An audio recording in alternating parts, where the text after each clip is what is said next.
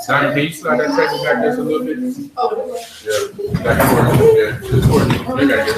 You gotta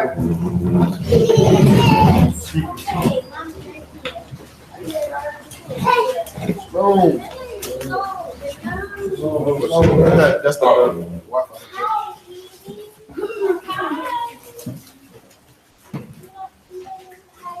We on it, Papa. Whatever. Did you have enough room?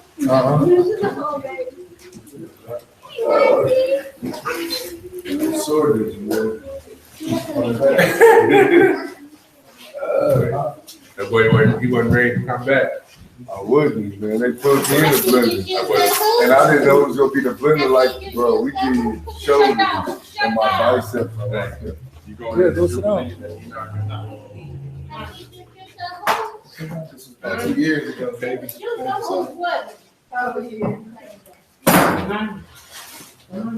Shoulders, processes, sounded like pain at the end of minutes. And they come back like that. Last. Never thought he was going to come back like that. Everybody mute your How you doing with it?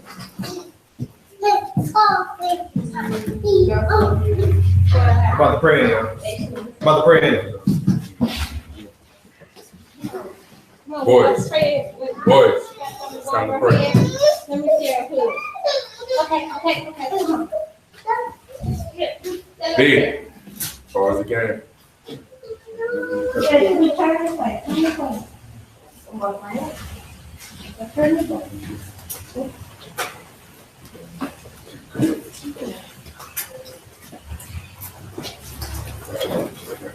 Am I clear? This one. Deuteronomy chapter 6 and verse 4. Hear, O Israel, Yahuwah our Elohim, Yahuwah is one. Shema Yisrael. Shema Yisrael. Yahuwah Eloheinu. Yahuwah Eloheinu. Yahuwah Echad. Yahuwah Echad.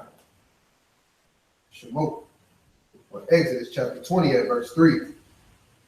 We will have no other mighty ones. We will have no other mighty ones. Against the Most High. Against the Most High. We will not make any carved image. We will not make any carved image. Or any likeness. Or any likeness. Of that which is in Shamayim above. Of that which is in Shamayim above. Or which is in the earth beneath. Or which is in the earth beneath. Or which is in the waters under the earth. Or which is in the waters under the earth. We will not bow down to them. We will not bow down to them. Nor serve. Nor serve them. Yahuwah our El. Yahuwah our El. Is a jealous El.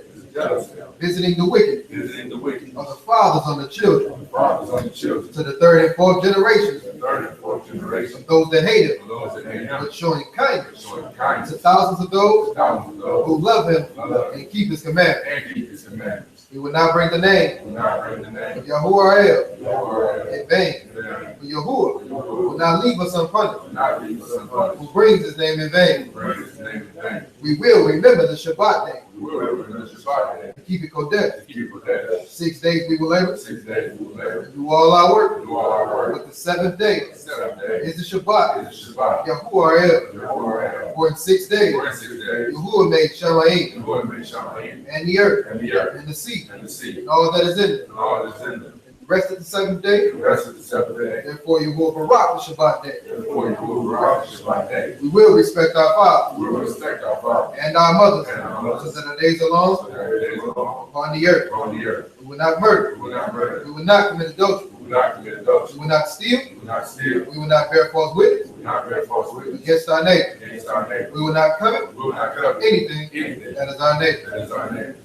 Father, Yah, we give thanks for this set apart day, Father, a day to gather together, Father, a day to give reverence unto your name, Father, a day to rest, Father, from all work, to cease from all work, Father. We pray and ask, Father, that you would look upon each and every one of us, Father, open up our hearts and our minds and allow us to receive according to your Ruach, Father. Allow your Ruach to give understanding unto the hearer, utterance unto the speaker, so that we all may be doers, Father. And all these things we pray and give thanks for Shemi Ruach, Father, Kayo, Shua, Mashiach, or Ruach, HaKodesh, so be it. So be it.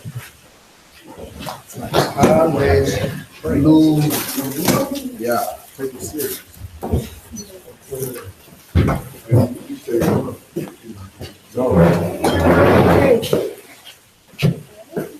Oh, you ain't hooked this up?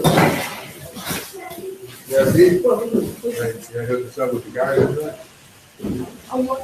Yes, sir. I don't think I ever had it. I want to see what the fuss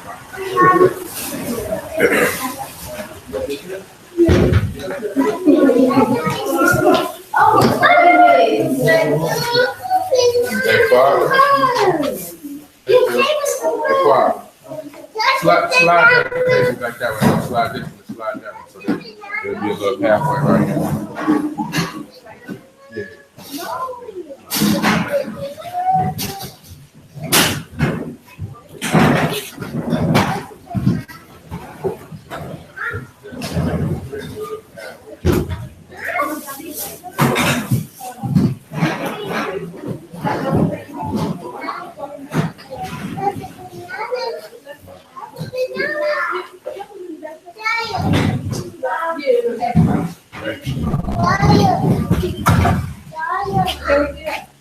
Slide out there. Yeah, and that way on like on the trip on this tripod. Oh, that's all I can Hey, cook. Oh, okay. What's up, Joe? Thank you, kindly. Hey, Sister Daniel.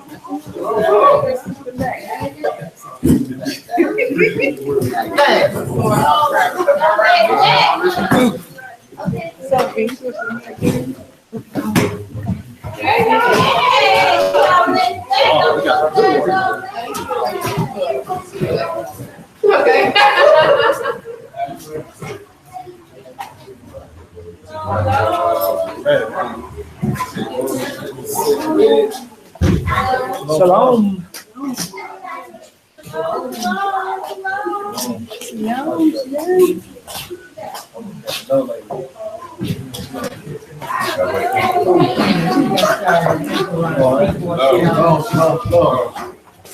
Come. Oh, who is this labor?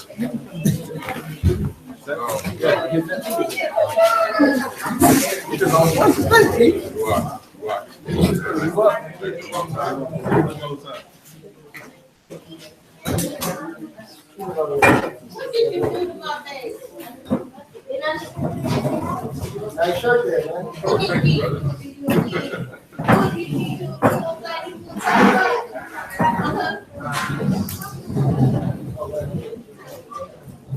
Just got that fresh from the house. Fresh right out the house.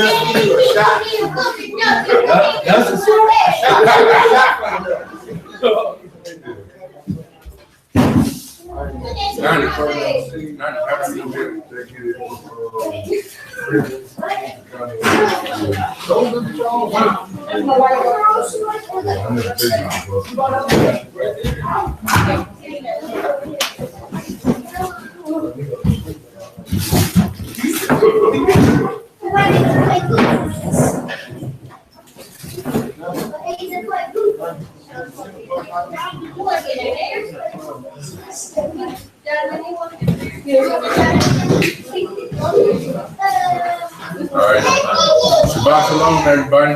Shabbat Shalom. We already prayed in. But yeah, for those of y'all that just got here. If y'all wouldn't mind, brother, you wouldn't mind standing here in your family, standing and introduce yourselves. This is the first time. It is not to put y'all on the spot, man. You feel uncomfortable since I see you like, Eric.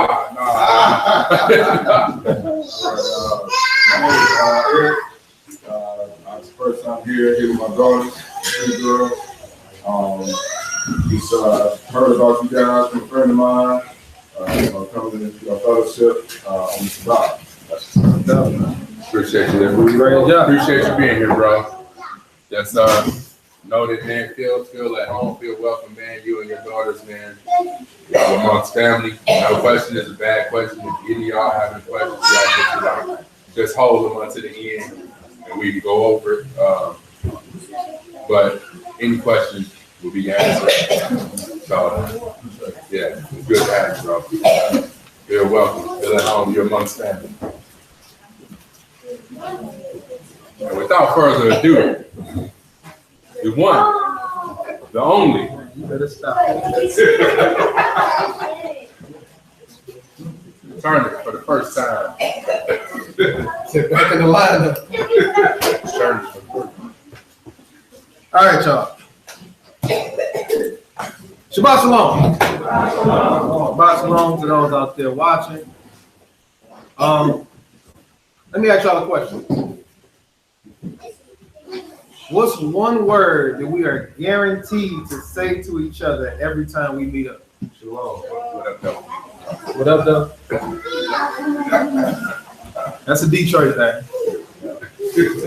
But as awakened conscious Israelites, the term that we would use when we meet each other is what? Shalom. Shalom. What does that word mean? Peace, right? Peace be unto you. Anything else? Hello, in the form of a greeting. What else? Goodbye. Okay. Is that it? Yeah, that's how you can think of. So when I come to you and I say shalom, I'm saying peace be unto you. How you doing? Or goodbye. Right? Greetings. Now we know we're dealing with what language? Hebrew, right? And after research, like you got regular words like shalom, right? But when you actually look at this word deep into the Hebrew, it's more like an acronym for something, right? It's prophecy in the words. It's prophecy within the characters that make up the words in the Hebrew, right? When we see this stuff in what we would call pictograph Hebrew, you know what I'm saying? Where there was actually pictures of things drawn out to represent a certain sound or word. Follow me? So, I don't know, if I'm trying to tell a child to go into the house, I might say, I might draw a picture of a house and say, go there. You know what I'm saying? They know that's go to the house. You know what I'm saying? Without having to write house out as a word. So we're going to get into this a little bit. How many of y'all are familiar with the brothers that say Shalom? What does that mean? To be peaceful. What up? You might know. The way that they use it is like how we would use shalom, which is incorrect, right? But we're gonna see how first. Let's get into that. So I don't know if y'all can see this. Y'all probably can't. We're supposed to bring the board, so we did. The word on the top, and y'all bear with me because we're gonna get into some good stuff. The word on the top is shalom, right? You got the sheen, the lamed, the wa, and the mem. That's shalom, the word on the top, right? The word on the bottom is shalom, the sheen, the lamed, and the mem. Now, when you look at the word shalom, let's go to the scripture. Get Exodus 22:1. Let's see. Let's show the difference between the two words, and then we'll get into the word actually that we come here for, which is shalom.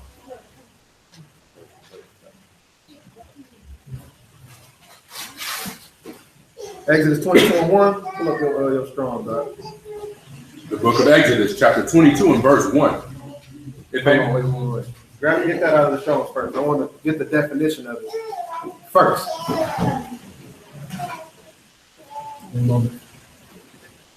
So you got certain brothers that say Shalom is not even Hebrew. Well, that's not true. Because it is. Right? It's the root word of Shalom. But you got words like Shalom, Shalom, Shalem. All of these words mean something. And they all don't mean the same thing, although they are close relative. Right? So now we're about to actually get into Shalom, Shalem, Shalom, but it's way deeper than what the eyes can see. Exodus 22:1. H7999. So the root word to Shalom is going to give you in the Strong's Concordance H7999. What does that word say? Shalom. Shalom, right? Or Shalom. How they say it? Shalom. All right. What does it say? To be in a covenant of peace. To be in a covenant of peace, right? Mm-hmm. Keep going. Be at peace. Mm-hmm. To be at peace. Peaceful one. One in a covenant, peace. To make peace with. To cause to be at peace. Mm-hmm. To be complete, be finished. To be complete, to be finished. So this is the actual thing we about to get into. It says to be complete, to be finished. What else? To make safe. Mm-hmm. To make whole or good, or restore. To make safe, to make whole, to make good, or to restore. Right? We're gonna get what the scripture say about it so we can see what context to use it in, right? Mm-hmm. Go to the actual Strong. So it says to restore, to make safe, to make good. Yeah, that's the BDB. Brown Drivers Bridge, that was that. Strong's definition is a primitive root to be safe. To be safe. In mind, body, or estate. Figuratively, to be causally make completed, by implication to be friendly. Mm-hmm. By an extension, to reciprocate in various applications, to make amends. What does reciprocate mean? Give back, right? Go ahead. Make amends, make ends. What does make amends mean? Make things right. Make things right, right? To restore something. Well, let's see how this is used in the scripture. Read that Exodus 22:1. So for the brothers that say Shalom, it actually is Hebrew. I know a lot of people, man, that ain't Hebrew. It's Hebrew. It's just not used in the right context when you're using it as a greeting, right? Exodus chapter 22 and verse 1. Mm-hmm. If a man steal an ox. If a man do what now? Steal an ox. So if a man steal an ox, you know, rolled up on your farm and stole your ox, what are you supposed to do? Or a sheep. Uh-huh. And kill it. Uh-huh. Or sell it. He shall restore. He shall what? He shall restore. That's that word right there. That what it says restore, that's Shalom. Right? It says he shall restore what? He shall restore 5 oxen for an ox, and 4 sheep for a sheep. Read verse 3. So we see restore right here, right? Let's see how else it is. If the sun be risen upon him, there shall be bloodshed for him, for he should make full restitution. Make full what? Restitution. Oh, what's that word for restitution? Same word. Same word. Shalom, right? Or shalom, right? Same exact word. Verse 5. Verse 5.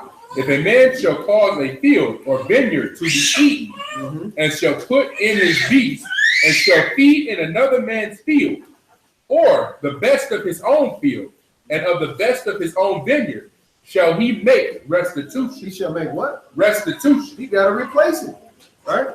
You got to restore that which was taken.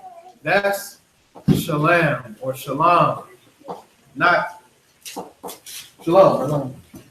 That's not that, right? Get verse 6. All this stuff is gonna mean something. I just need y'all to bear with me. Verse 6. We laying down the foundation of what this lesson is gonna be about. Verse 6. Verse 6. if fire break out and catch in thorns, so that the stack of corn, or the standing corn, or the field be consumed therewith, he that kindleth the fire shall surely make restitution. What's that word again? Shalom. Same thing over and over and over again, right? So we can clearly see scriptures are showing this word as to be in a form of what? Restitution, to restore, right? Get Deuteronomy chapter 7, verse 9.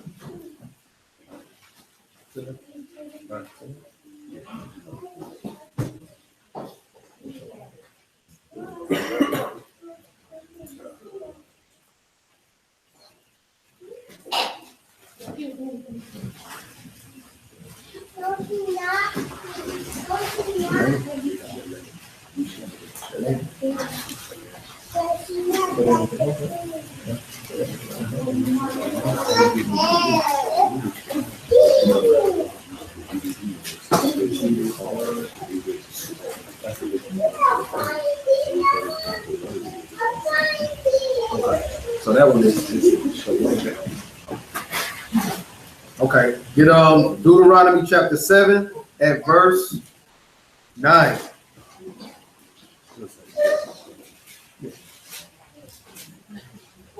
Devarim chapter 7 and verse 9. Know therefore that Yahuwah your Elohim, he is Elohim, the faithful Elohim, which keeps covenant and mercy with them that love him. Which keep covenant and mercy with what? With them that love him. Is it wrong for him to love the people that love him? No. First off, is that how love works? I love you because you love me. Would the Most High be wrong for saying, I love you because you love me? Is that how love works? If anybody say different, what you think? If it don't work like that, how do it work? It should be unconditional to who?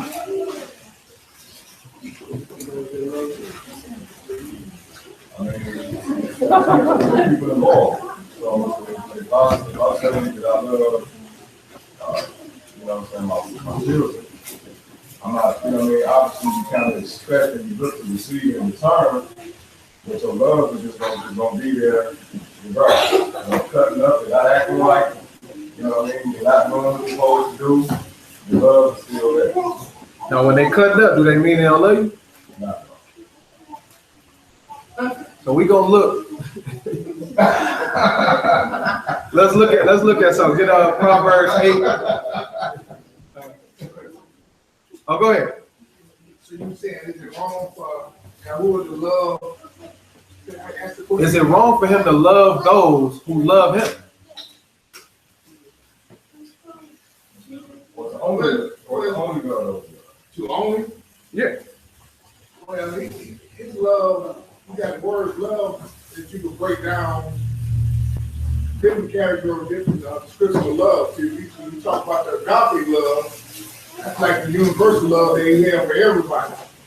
And so when you speak in this right here, we speak up and mercy with them who love him.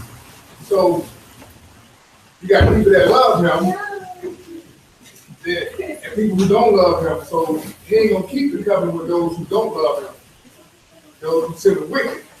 But so, but he still, he said, the New Testament is speaking about, we was at enmity with him. So he died for us yet while we were sinners. That was love right there. Because love requires love you based on not what you do for me. I still gonna love. I still love you, even though you ain't doing what I'm telling you to do. I want you to return back to me. So I'm married to the backslider. I'm still waiting on. He said, listen to y'all, Elohim lead man to repentance. So his love for you, that's he don't punish you right away. He give you a chance to come back to him. That's love right there. But if you ain't loving him, then you ain't gonna get what he said he got for you. Okay. I like the way you look at it like that. So that means it's a condition. Let's look at this. Get Proverbs 8 and 17. Get Exodus chapter 32.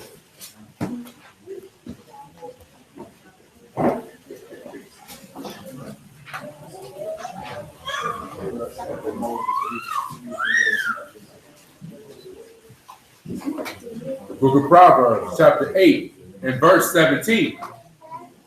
I love them that love me. Stop. Because the people that don't love him, what's going to happen to him? He wipe his hands with you, right? Now, the only thing is there's a reason every time why he didn't smash us out. Read that again. Proverbs chapter 8 and verse 17. I love them that love me, and those that seek me early shall find me. He says, and the people that seek me early shall find me. So I love the people that love me. Remember in the commandments, he said to the third and fourth generation of them that hate me, he showed kindness to the ones that do what? To the ones that love him, right? Yeah, Exodus, was that, is that Exodus 32? Exodus 32. Yep, 32 and 32. Actually, start at verse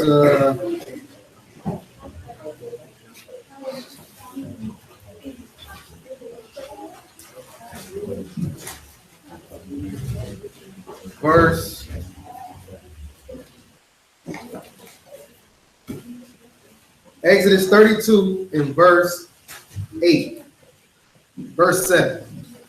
Now, did the Most High love the children of Israel? Absolutely. But he says, I love them that do what? Let's see this. Exodus 32 and 7. Exodus chapter 32 and verse 7.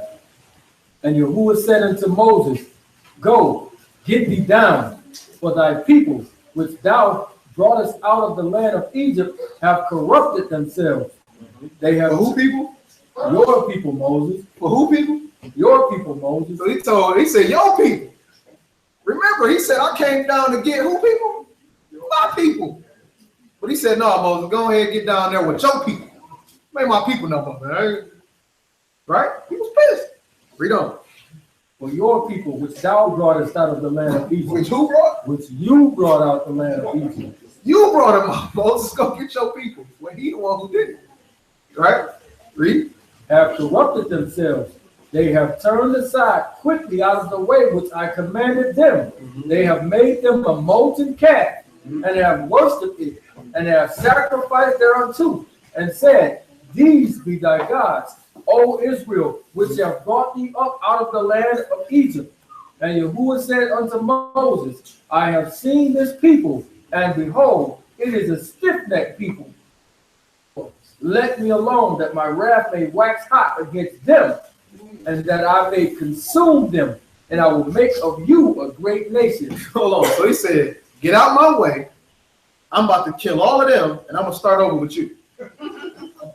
Because they tripped. Right?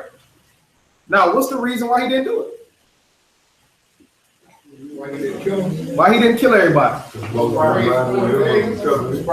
Because of what? The promise. Right? He read.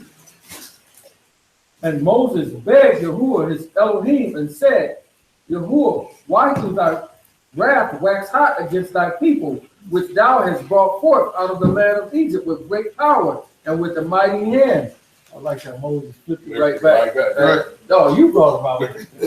Yo, Don't put that on me. Yeah, rock him up. Right. With a mighty hand, with great power. Wherefore should the Egyptians speak and say, For mischief did he bring them out, to slay them in the mountains, and to consume them from the face of the earth. Turn from thy fierce wrath and repent of this evil against thy people. Remember Abraham, Isaac, and Israel, thy servants, to whom thou swearest by thine own self. He said you did what? You swearest by your own self. You swore by your own self that you was going to do this stuff. So it ain't got nothing to do with us. Believe it. If it was up to him, he would have did exactly what he was going to do, smashed us out, and started over new with Moses, right? Not that he didn't love us, but when he showed his love for us, it was because we cried out to him, right? We did what he told us to do. We showed our love to him. As soon as we went back, and start worshiping this calf and all that, man, they don't love me. I ain't got no love for them. I'll have to put them down. All right? Get Isaiah chapter 1 and verse 9.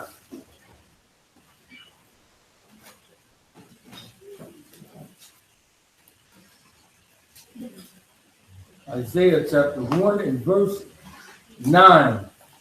Except Yahuwah of hosts had left unto us a very small remnant. If I wouldn't have left y'all just a remnant, what happened? We should have been as Sodom, and we should have been likened unto Gomorrah. Y'all should have been burnt up like the rest of them, like Sodom and Gomorrah, had he not only left us a remnant. You know what I'm saying? Like, we done got the Most High to that point a couple times. Like, you know what? He told Moses one time, look, Moses, we did it your way. We done did it your way. It's over with. I'm about to go ahead and smash out them. Let their kids take over. You know what I'm saying? So had it been up to him, we'd have been out of here. But he swore an oath to himself on behalf of Abraham that he was going to do certain things for the children of Israel. You know what I'm saying? So he got to abide by that. So going back to Deuteronomy 7 and 9, read that again right quick. When we look at the people that love him, it's for a reason. You know what I'm saying? I love those who love me. Because the ones who love me gonna do what I say. The ones who love me gonna follow after my commandments and keep my commandments. You know what I'm saying? 7 and 9. Deuteronomy 7 and 9. Know therefore that Yahuwah your Elohim, he is Elohim, the faithful Elohim, which keeps covenant and mercy with them that love him. I'm gonna keep the covenant with the people that love me. Because we can clearly see throughout the scriptures the people that went off, they got smashed up. They got killed. All right? Go ahead. With them that love him and keep his commandments to 1,000 generations, and repays them that hate him to their face. What is that word, repay? Same word. Shalom. Same thing. Restore, restitute. I'm gonna pay you what you give me. I'm gonna reciprocate it, exactly. Right? So we wouldn't use shalom. I mean shalom or shalem, like the Ak brought out. Like, it's different forms of even that shalom itself. You got shalem, which is that restitution, or you got completed or to be peaceful in the what is it? Shalom. Either way, it's not shalom, right? But the word shalom itself is very useful for this discussion. So I need y'all to hold that and lock that in y'all brain, right? Matter of fact, if y'all can see this on the screen and up here, I don't know if y'all can see. Can you see that? What's the difference between shalom and shalom?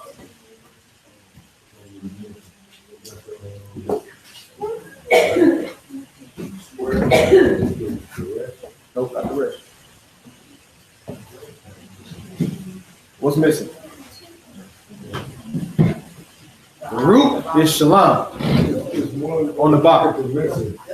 What's the character that's missing in shalom? Remember, the root is the restore. Not love. It's the wall, right? The wall. Hold on to that. The wall is missing, right? We're going to get into this. So we got the word shalom and we got shalom. The wall is not there in the root word shalom, but it is there in the word shalom. Shalom meaning to restore in this case, and shalom meaning peace, right? So let's get into the pictograph, right? So like I said, I've been doing a little bit of research here and there. So this word shalom actually means something deeper than what we thought. One moment. So I got the pictograph up. I know a lot of y'all probably can't see. I'll try to turn it. Y'all might have seen this chart before. Anybody seen this chart before? It shows in the pictograph the meanings connected to the character. So you got the whole alphabet, right? Now, the word shalom is made up of the sheen, the lamed, the waw, and the mem. Sheen, lamed, waw, mem. Right? This is what this word is made up of. Now, the sheen character itself has a meaning. The meaning of this character is, first off, it looks like teeth. Can't really show. It looks like teeth. Right? I know y'all probably can't really see it, but it looked like teeth. I probably can't.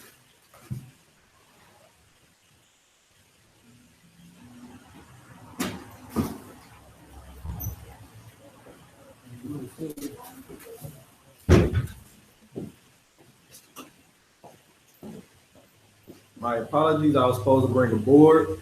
I can draw this stuff out on it. Y'all can see. Okay. So the sheen looks like teeth, right? And that's actually like an E. Yeah, a better picture of it, right?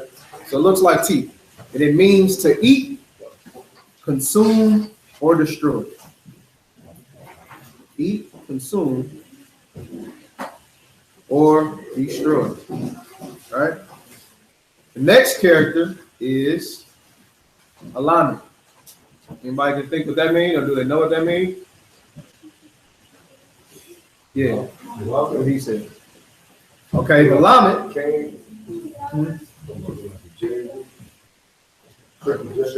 It's a shepherd staff, right?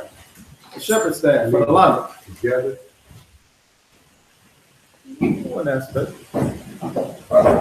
It means, well, it says it's a staff.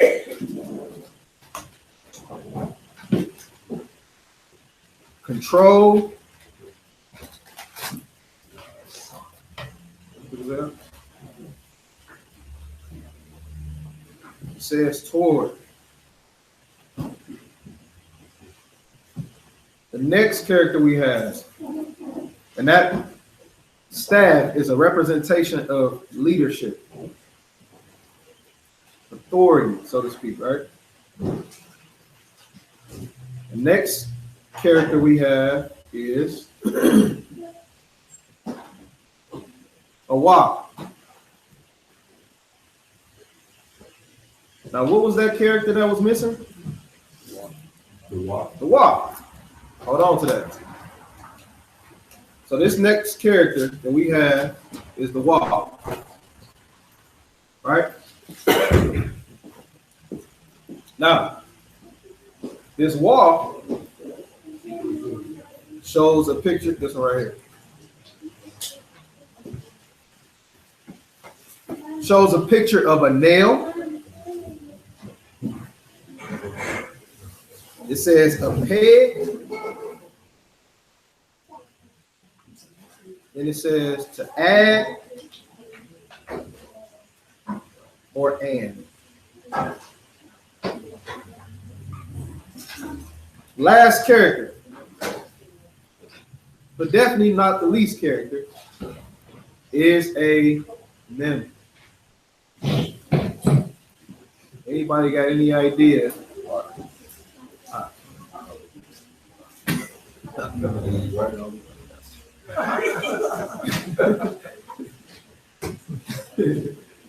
So you got the mem,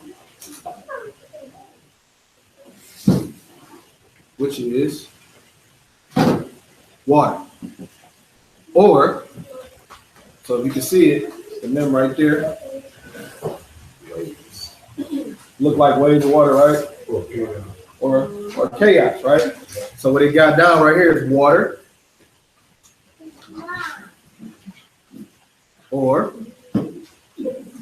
chaos,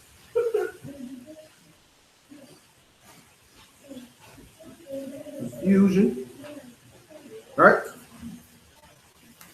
So,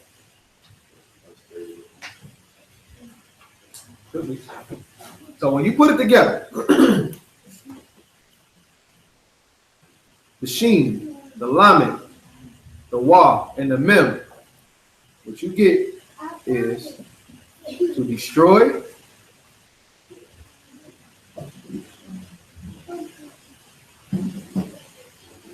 the authority or control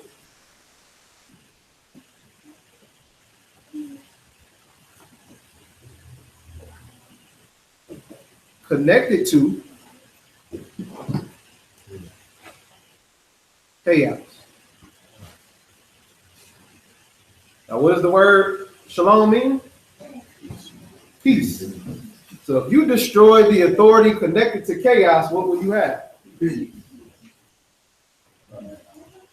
Right? Now, this is in the actual characters. Right?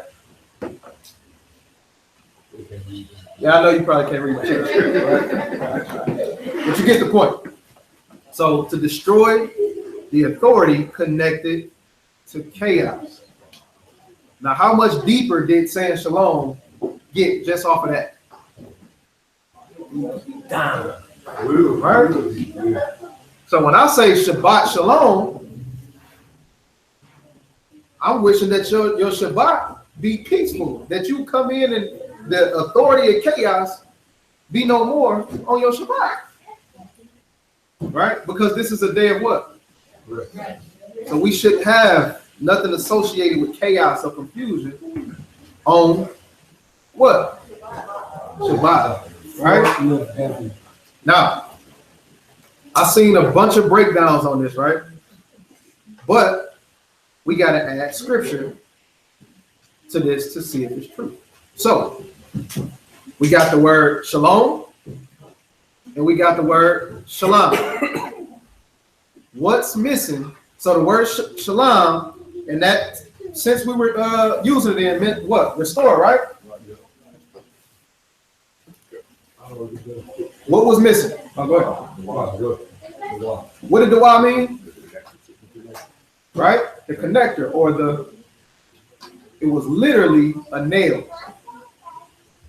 Anybody think of anything with a nail connected to?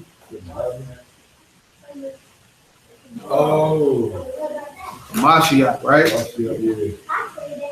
Well, let's see how the scriptures play out with this. Now, my question to y'all is, on side of all of that, right? I know it's a lot to take in at one time.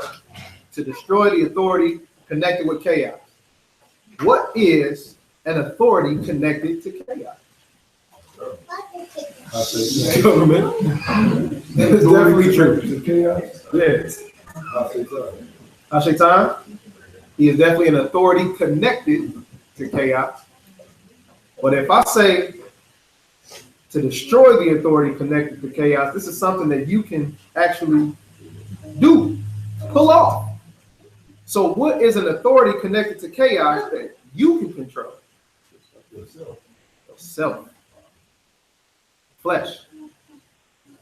Flesh, flesh, flesh, flesh, flesh. What? Get Galatians 5:19.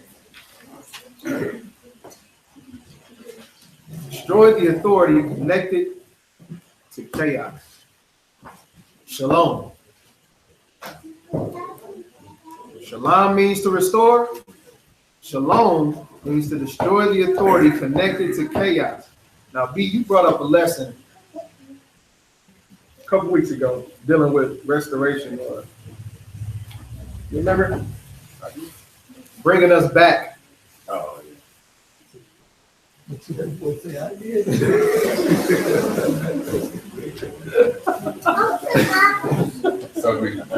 Right. Man, said I do so many, man. I don't know what you're talking about. Oh, yeah, that was. Okay, so Galatians 5:19. Let's read that. Let's see. The book of Galatians, chapter 5, and verse 19. Now the works of the flesh are manifest. Now the what? The works of the flesh are manifest. Now remember, we said that we're supposed to destroy the authority connected with what? Chaos. Chaos, right? Shalom. Mm-hmm. But you got what on you? Flesh. Flesh, always with you, right? Yep. Okay. What did that epistle say?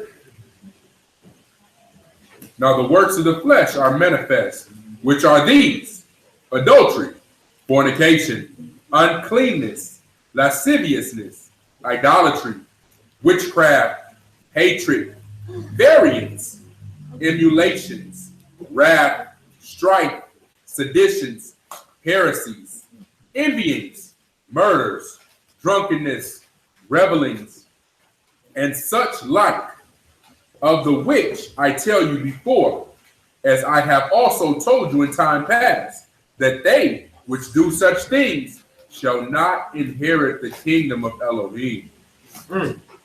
So, the works of the flesh, well, it was a bunch of stuff. Will adultery bring anybody peace? Nope. Turmoil, right? Witchcraft, hatred, variance, and all of these type of things are connected to what? Chaos, disturbing the peace. If not of you, of somebody else. Right? So how do you obtain peace? Destroy the what? Destroy the connection. Gotta destroy the connection. But let's look at peace. Let's look at a couple things that deals with peace. Right? The actual shalom. Get Colossians 3:15. Because how can a person have peace when all of these things, the flesh got this stuff in it? It's coded. Not meaning that you're gonna do it. I've seen a lot of brothers arguing on Facebook about was you born into sin, was you born a sinner, because it's coded in your flesh don't mean that you're going to do it. Right? But it's very close to you. At one point in time, there was beings born that did not have that coded in them. Feel me? So let's read that. Colossians chapter 3 and verse 15. And let the peace of Elohim rule. Let the who? Let the peace of Elohim rule in your hearts, to the which also you are called in one body. So he said, let the peace of Elohim rule. So this peace is not just a broad thing. Like when you think of natural peace, what comes to mind? Without thinking of the destroy the authority connected to chaos, what comes to mind when you think about peace? Quietness, rest, relaxation. Oh, I need some peace and quiet. I need to go on a vacation. I need to get away. Right? I can't study. I need some peace. Right? John chapter 14, verse 27.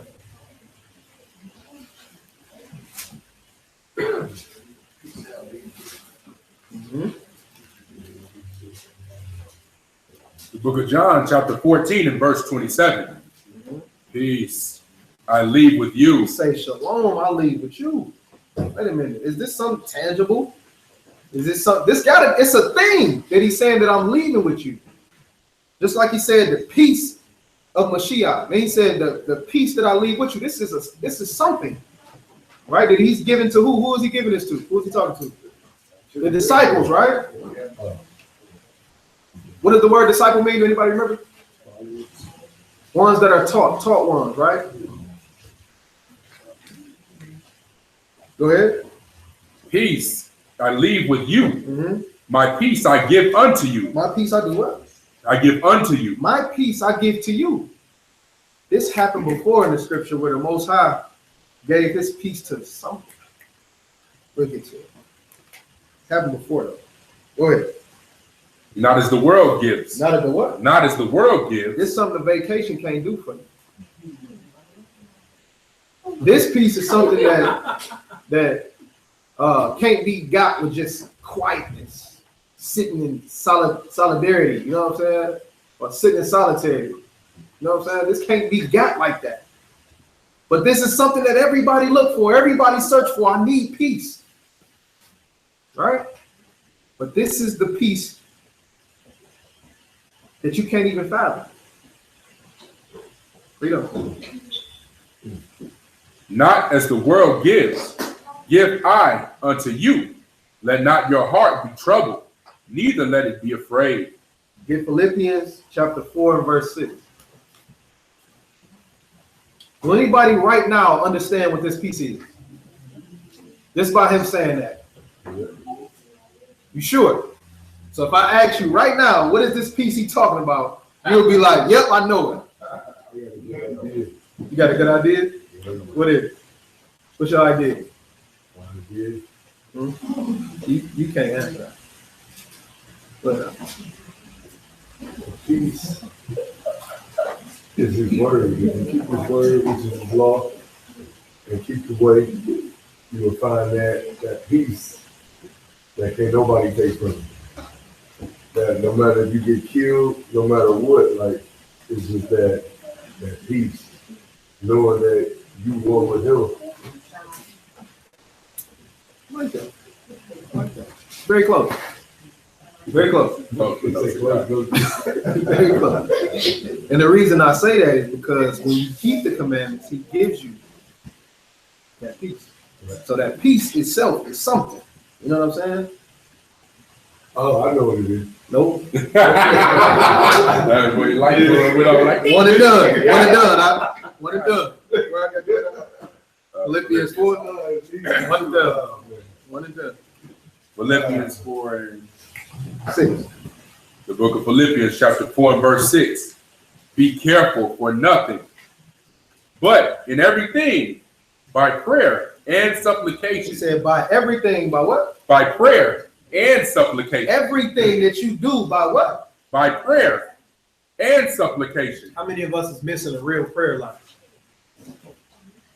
A real one. I'm talking about a real one. Oh, yeah.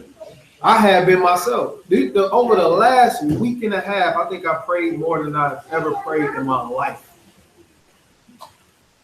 And it do some good. Yeah. It definitely do some good. He said everything by what now? By prayer and supplication. Go ahead. With thanksgiving. With what now? With thanksgiving. Don't just pray and say, oh, I need this. And that's it. He said do it with thanksgiving. Right? When Mashiach gave us the outline of that prayer, what did he start off with? How many of y'all know that in English? Not English. Will be done. Your will be done. He said, Kodesh be your name. Set apart be your name. Right? Your kingdom come. Your will be done. Right? On earth as it is in Shalom. Right? Like I'm paying homage to you before I ask anything. Right? You got to give thanks for what you already got before you coming to ask me for something else. You know what I'm saying? This is something we got to follow. This is something that we gotta put into our system. You know what I'm saying? Your body, your mind run on the system. Certain things you do every day, you do all the time. You think a certain way. You know what I'm saying? This got to be implanted in your system. This prayer is way more than just saying a couple words to the sky. All right? Go ahead, though. With thanksgiving, let your requests be made known unto Elohim, and the peace of Elohim. The peace of who? Elohim. This is a thing, and the peace of Elohim, what? Which passes all understanding. This is beyond understanding. Right? This is beyond that. When the disciples got beat down and they got to jumping for joy, who gonna do that in here? Pharisees came, roughed them up, was threatening to kill them, and afterward they was like, man, yes, we got beat up for the word. Like who would do that right now? Would you be ready to go back, man? Hey, we got a couple of joints at the crib. We gonna get together. We gonna go back and ride on it, right? That's your initial thought. Ain't nobody just about to come and wreck me, and I'm just about to let it happen. You know what I'm saying? But these men were on a different level. They was, yo, we made it. Right? Something right. Exactly. I'm doing something right because they wanted to do that to me. When they were getting ready to die, they were speaking so calmly and smooth, man. You looking like, you know what I'm saying? Mashiach, when he went and prayed to the Father, he was all flustered. And he was, Father, if you could just take this away from you. And then after that, talking to the disciples, he's like, man, everything all good. It's gotta happen, man. Peter went and slugged my man ear. He's like, hey, yo, slow down, baby. This gotta happen. Let this thing happen. Judas sitting at the table with him, conspiring, like, man, I'm about to go. He just, man, go do what you gotta do, man. Calm. He was at peace.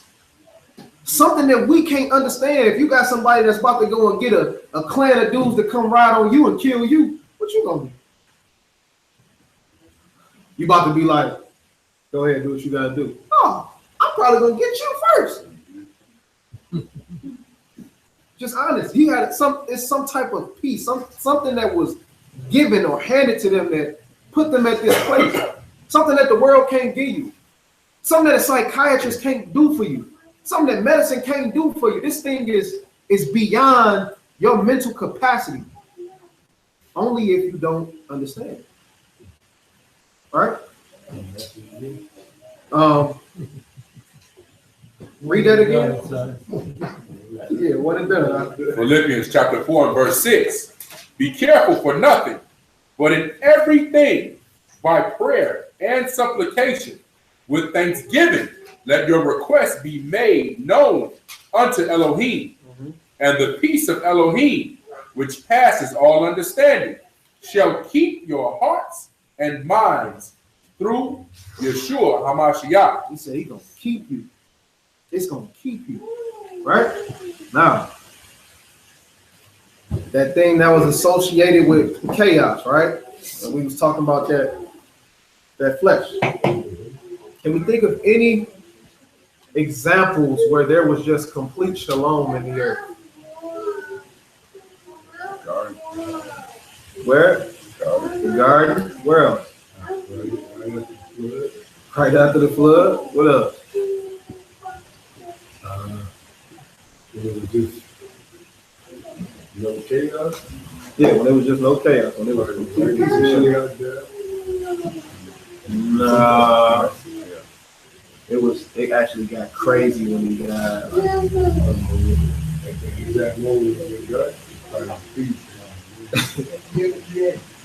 When? At the end of creation. Another one. You might think any other one. Peace.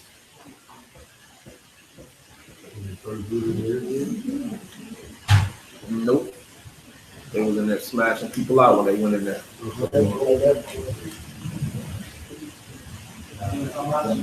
Nope. Anybody else say something? When he was born? Nope. Trying to get him. It was trying to kill him. It was feeling good after that. Not one individual. So let's look at Somebody was very,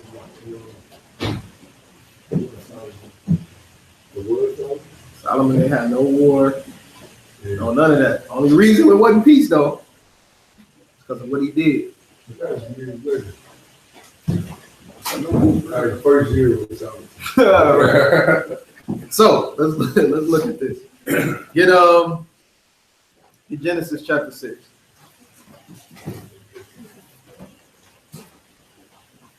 Matter of fact, Genesis chapter 1 and verse 1.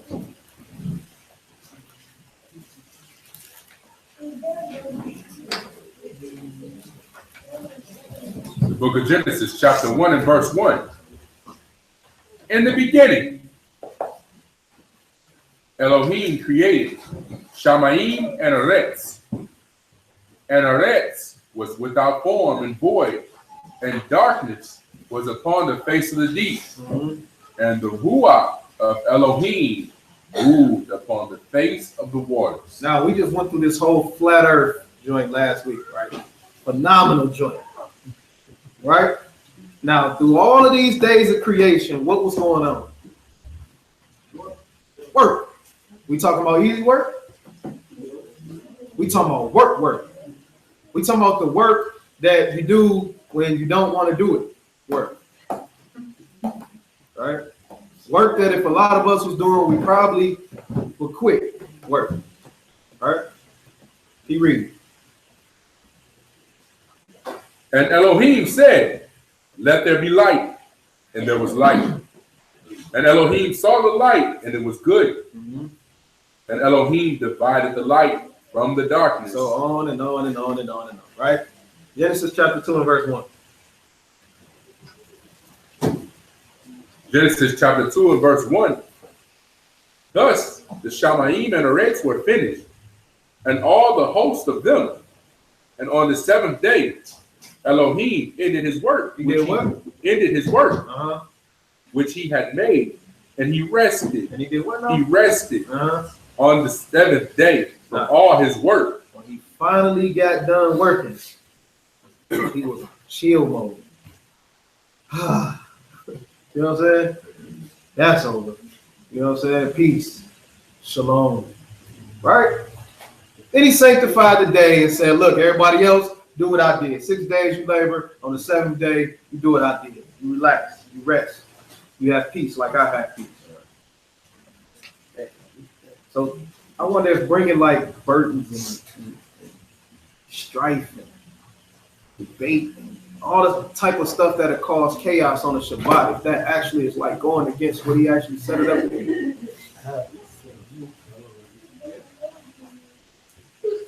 Be mindful, you know what I'm saying? You got, it's a bunch of stuff that happen on the Shabbat, whether you're in the truth or whether you're in the world. And it's completely against what we're supposed to be here for. You know what I'm saying? We just got to be mindful that we're keeping up the shalom that he intended for on his rest day. All right? So that's piece number one. Piece number two.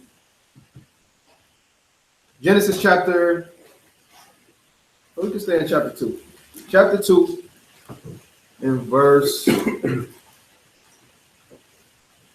18. Bereshit, chapter 2 and verse 18. And Yahuwah Elohim said, it is not good that man should be alone. I will make him and help meet for him. And out of the ground, Yahuwah formed every beast of the field and every fowl of the air. Drop over the verse, drop down to verse 20. Verse 20. And Adam gave names to all cattle, and to the fowl of the air, and to every beast of the field. But for Adam there was not found an help meet for him. And Yahuwah Elohim caused a deep sleep to fall upon Adam. And he slept, and he took one of his ribs and closed up the flesh instead thereof. And the rib which Yahuwah Elohim had taken from man, made he a woman, and brought her unto the man. And Adam said, this is now bone of my bones and flesh of my flesh. She shall be called woman, because she was taken out of man. Therefore shall a man leave his father and his mother, and shall cleave unto his wife, and they shall be one flesh. And they were both naked, and the man and his wife, and were not ashamed. In the garden, at this point in time, everybody got a counterpart. Everybody got a help me. Everybody living in what? In shalom. Right? You know, dang on the serpent. Right? We're gonna get into chapter 3, but I went into the pictograph for the word shaitan, right? The funny thing about the text, right? I'll get into this another time, but I just want to show y'all the text.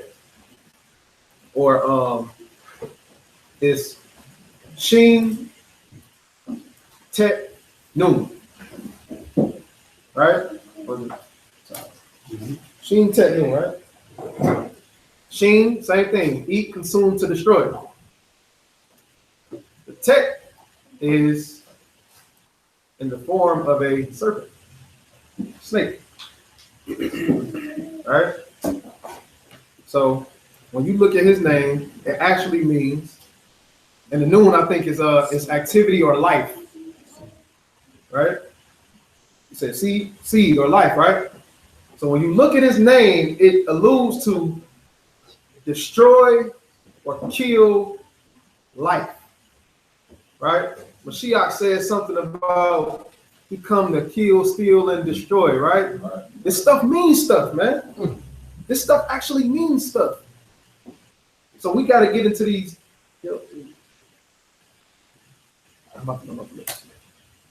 One second.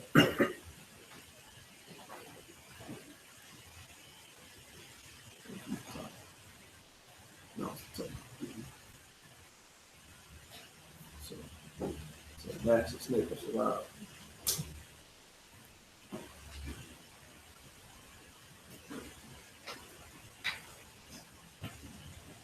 Yeah. With the actual seed thing. But that's another lesson. That's another lesson. Just wanted to show y'all, like, one of the characters in his name is in the form of a serpent, right? And the character actually means a snake, right? So Genesis 3:1 reads. Bereshit chapter 3 and verse 1. Now it was Shalom at this point in time, right? Go ahead.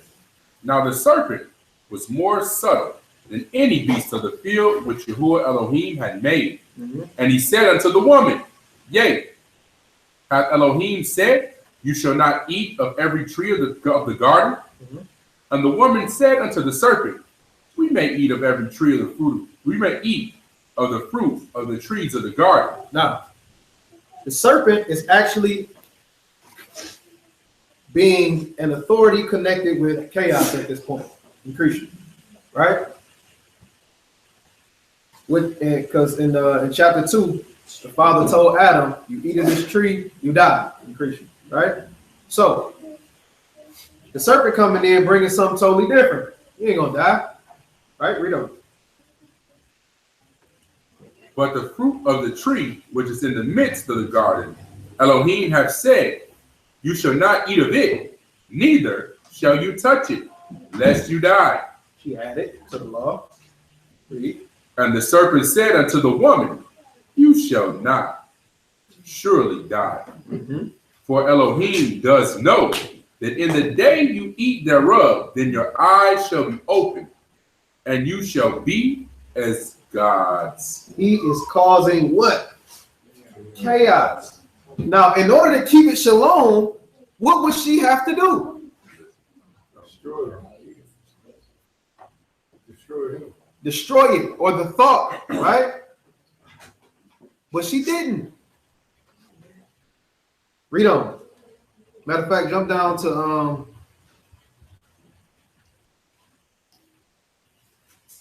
verse 6. Verse 6.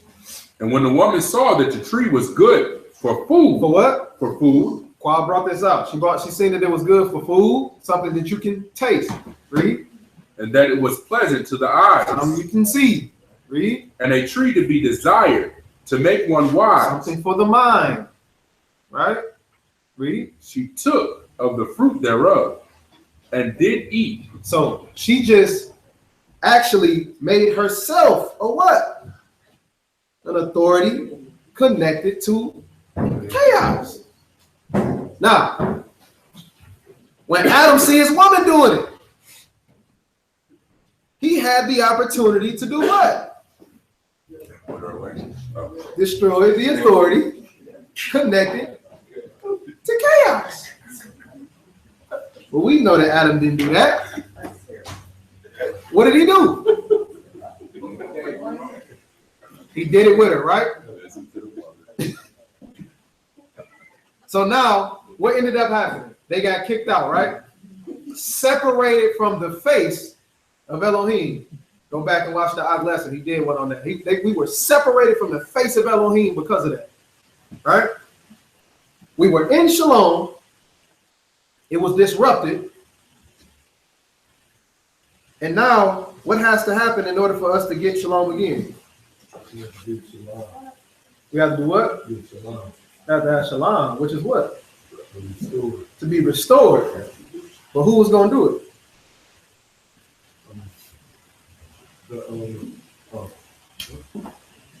How was it going to be done? With the Savior, right? That had that nail. All right, let's say that. So, in Genesis chapter 6 and verse 1.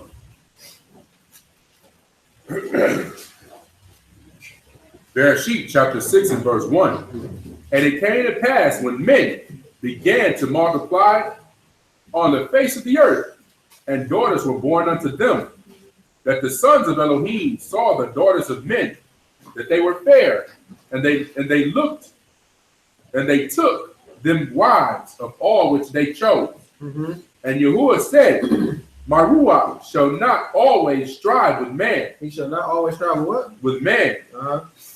For that he also is flesh. Because he also is what? Flesh. I ain't gonna always be dealing with this flesh.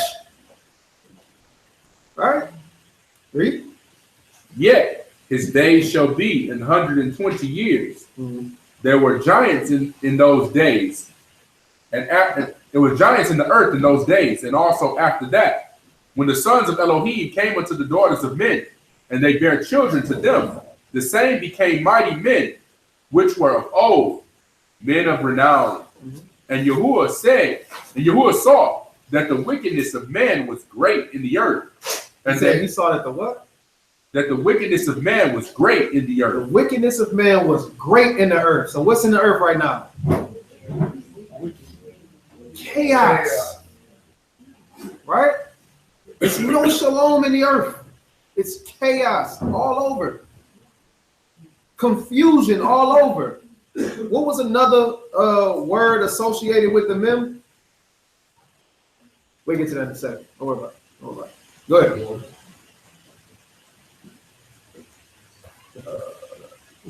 And that every imagination of the thoughts of his heart was only evil continually. He said it was evil continually. The thoughts in his mind was evil over and over and over. It wasn't no breaking chaos. It was complete chaos. No peace. Right? Read. And it repented Yahuwah that he had made man on the earth, and it grieved him at his heart. It grieved him where? At his heart. Man, that's deep. That's a deep cut. It's a deep cut. We don't. And verse 7. Verse 7. And Yahuwah said, I will destroy man, whom I have created from the face of the earth, both man and beast, and the creeping thing, and the fowls of the air, for it repents me that I have made them. But now, just to clear that up, I know we have to do this every once in a while. When it says it repents me, it's not saying that he broke the law and he got to repent for it. You know what I'm saying? He's basically saying, I can't believe I did this. He's sorry for what he did. You know what I'm saying? Like, man, like regret. That's the word, regret. Like, man, I done made these people, man, they out here doing this and that. You know how we say that? God. That's what you say. Immediately. Go ahead, bro. And Yahuwah said, I will destroy man, whom I have created from the face of the earth, both man and beast, and the creeping thing, and the fowls of the air. For it repents me that I have made them. But Noah found grace in the eyes of Yahuwah. These are the generations of Noah. Noah was a just man, and perfect in his generations. Perfect in his generations. So Noah was perfect. And Noah walked with Elohim. And Noah begat 3 sons, Shem, Ham, and Japheth. And the earth also was corrupt before Elohim. And the earth was filled with violence. And Elohim looked upon the earth, And behold, it was corrupt, for all flesh had corrupted his way. Say it again. All what now? All flesh had corrupted his way upon the earth. What did Shaitan have to do with this? Where was he at? Flesh. What was Shaitan?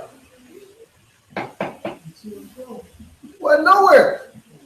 This is flesh doing this. In the garden, the serpent came. At this point, it's all man. Nature. You see in nature. It's just the flesh that was on him, right? Yeah, but they said he speak of flesh. He's speaking of not just your skin. Absolutely. Talking about your mind, the wickedness. Like each human being got a sinful nature inside them. It goes against everything the Elohim stand for. They don't want to never do right. So, Indeed. So it's man that's causing all of this confusion, this violence, all of this stuff on the earth right now. This authority connected to chaos is actually man at this point in time, right? Read on. So, if he wants shalom in the earth, what he got to do? Destroy the authority connected to chaos. He got to do what? Destroy the authority connected to chaos. If he wants shalom in the earth, he has to destroy the authority connected to chaos, Which is flesh. which is flesh. Read on. Let's see if he gets specific with it. And Elohim said unto Noah, the end of all flesh is come before me. The end of what? The end of all flesh is come before me. The end of all flesh is come before me. I gotta destroy the chaos. Right? Read. For the earth is filled with violence through them. The earth is filled with violence through them, the people, the flesh. Read on. And behold, I will destroy them with the earth. Mm-hmm. Make you an ark of gopher wood. Room shall you make in the ark, and shall pitch it with and without with pitch. And this is the fashion which you shall make it of. The length of the ark shall be 300 cubits. Verse 17. Verse 17. And behold, I, even I, do bring a flood of waters. Bring a what? Bring a flood of waters. Now, the Lamed, the Wa, and the Mem. Now, chaos was also, the Mem was described by chaos, but it was also described with what word? Water. So he used the water to destroy the chaos. The language itself is deep, right? Go ahead. And behold, I even I do bring a flood of waters upon the earth to destroy all flesh. To destroy what? To destroy all flesh. I gotta get rid of all the flesh that's in the earth, because that's what's causing the violence. That's what's causing this and that. Read. To destroy all flesh, wherein is the breath of life, from under Shamayim, and everything that is in the earth shall die. Everything that's in the earth shall die. Read on. But with you will I establish my covenant, and you shall come into the ark, you and your sons, and your wife, and your sons' wives with you. So he destroyed all flesh, right? They in the ark gets settled. What's in the earth at this current point in time? Nope. Oh, peace. Peace. Shalom is in the earth at this point in time, now, right? Because he had to destroy the authority connected with chaos. Genesis 9:13.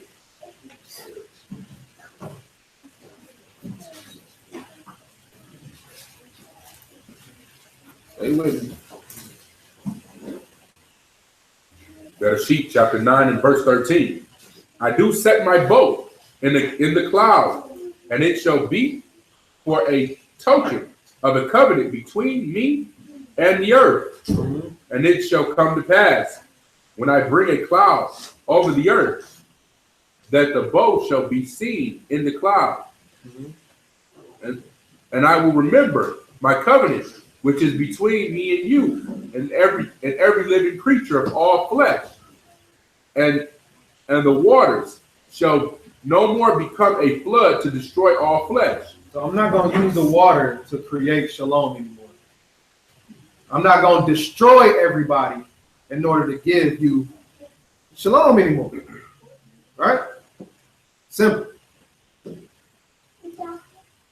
When did chaos enter back into the earth?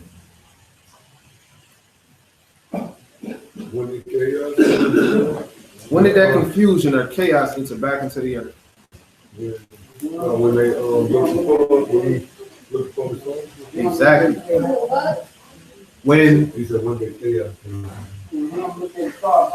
when Ham, when we went through the scriptures and we looked at the context, Ham actually slept. His son came. No, it was Ham. Came from it. Ham was the child. And they call him son. They never call him grandson. They always call him son in there. They say his youngest son. But Ham wasn't the youngest son. See, when his youngest son had done it to him. No, so look at this. It was only 8 souls that got saved. Right? So who were the 8? It was Lord and his wife, Shem, Ham, Japheth, and they 3 wives. Who else was there? But if you read the scripture, what it's saying, it tells you that his son, his youngest son had done it to him when he cursed Cain. Cursed means that he came. Okay.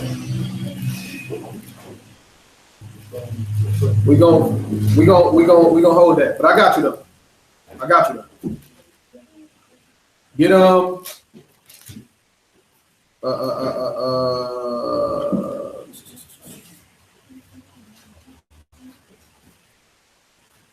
Psalms 37.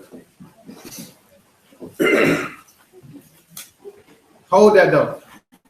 Hold that. We're gonna deal with that at the end. All right.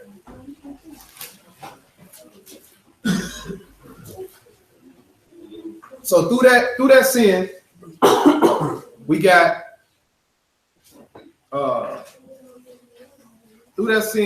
chaos that was brought back into the earth, which was used by flesh. Shaitan didn't have nothing to do with that one. It didn't say Shaitan jumped inside of. He didn't do it. None of that. Right?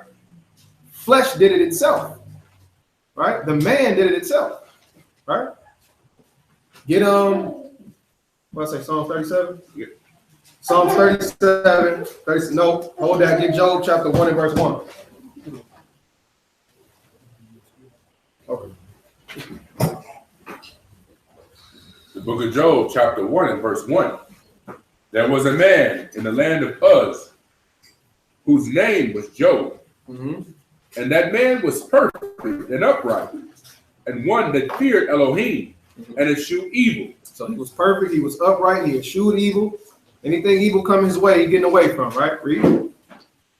And there were born unto him 7 sons and 3 daughters. Mm-hmm. His substance also was 7,000 sheep and 3,000 camels, Mm-hmm. and 500 yoke of oxen, Yeah. and 500 of she donkeys, and a very great household, so that this man was the greatest of all men of the East. Yeah.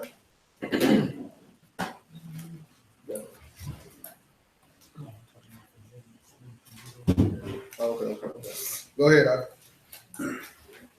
And his sons went and feasted in their houses, every one his day, and sent and called for their 3 sisters to eat and to drink with them.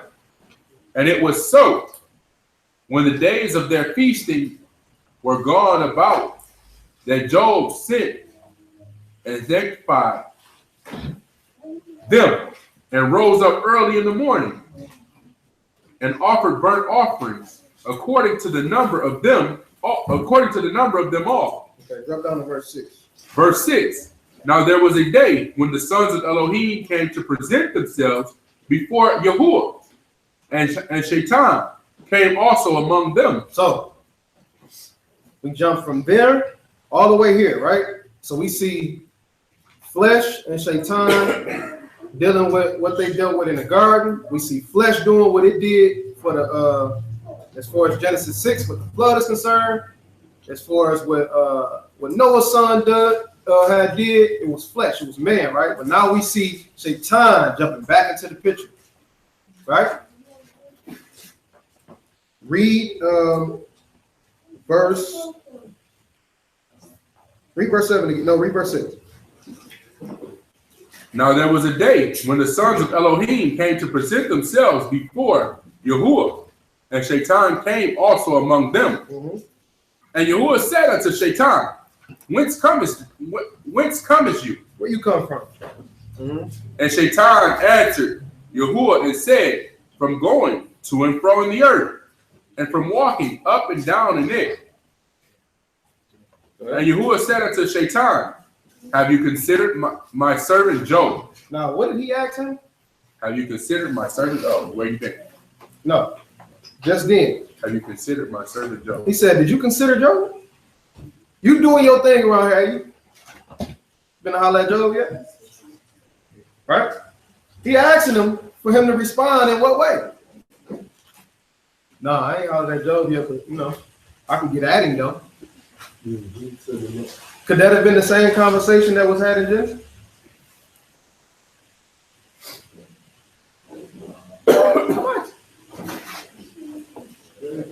Could that have been the same conversation that was had in Genesis about Adam and Eve?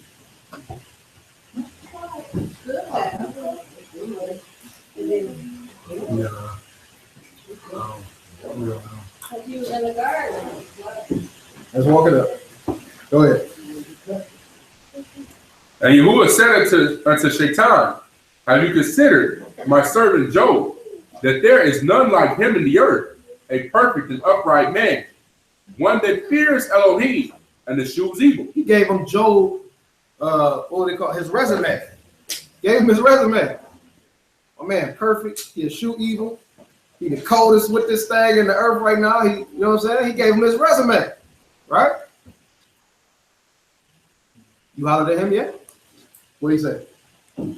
Then Shaitan answered Yahuwah and said, Does Job fear Elohim for nothing? Have not you made a hedge about him, and about his house, and about all that he hath on every side? You have increased the work of his hand, and his substance is increased in the land. Say, man, you protecting him. I can't get at him if you protecting him. Yeah, you not seeing it. You know what I'm saying? Yeah, I've been wanting to get at him. Right. You know what I'm saying?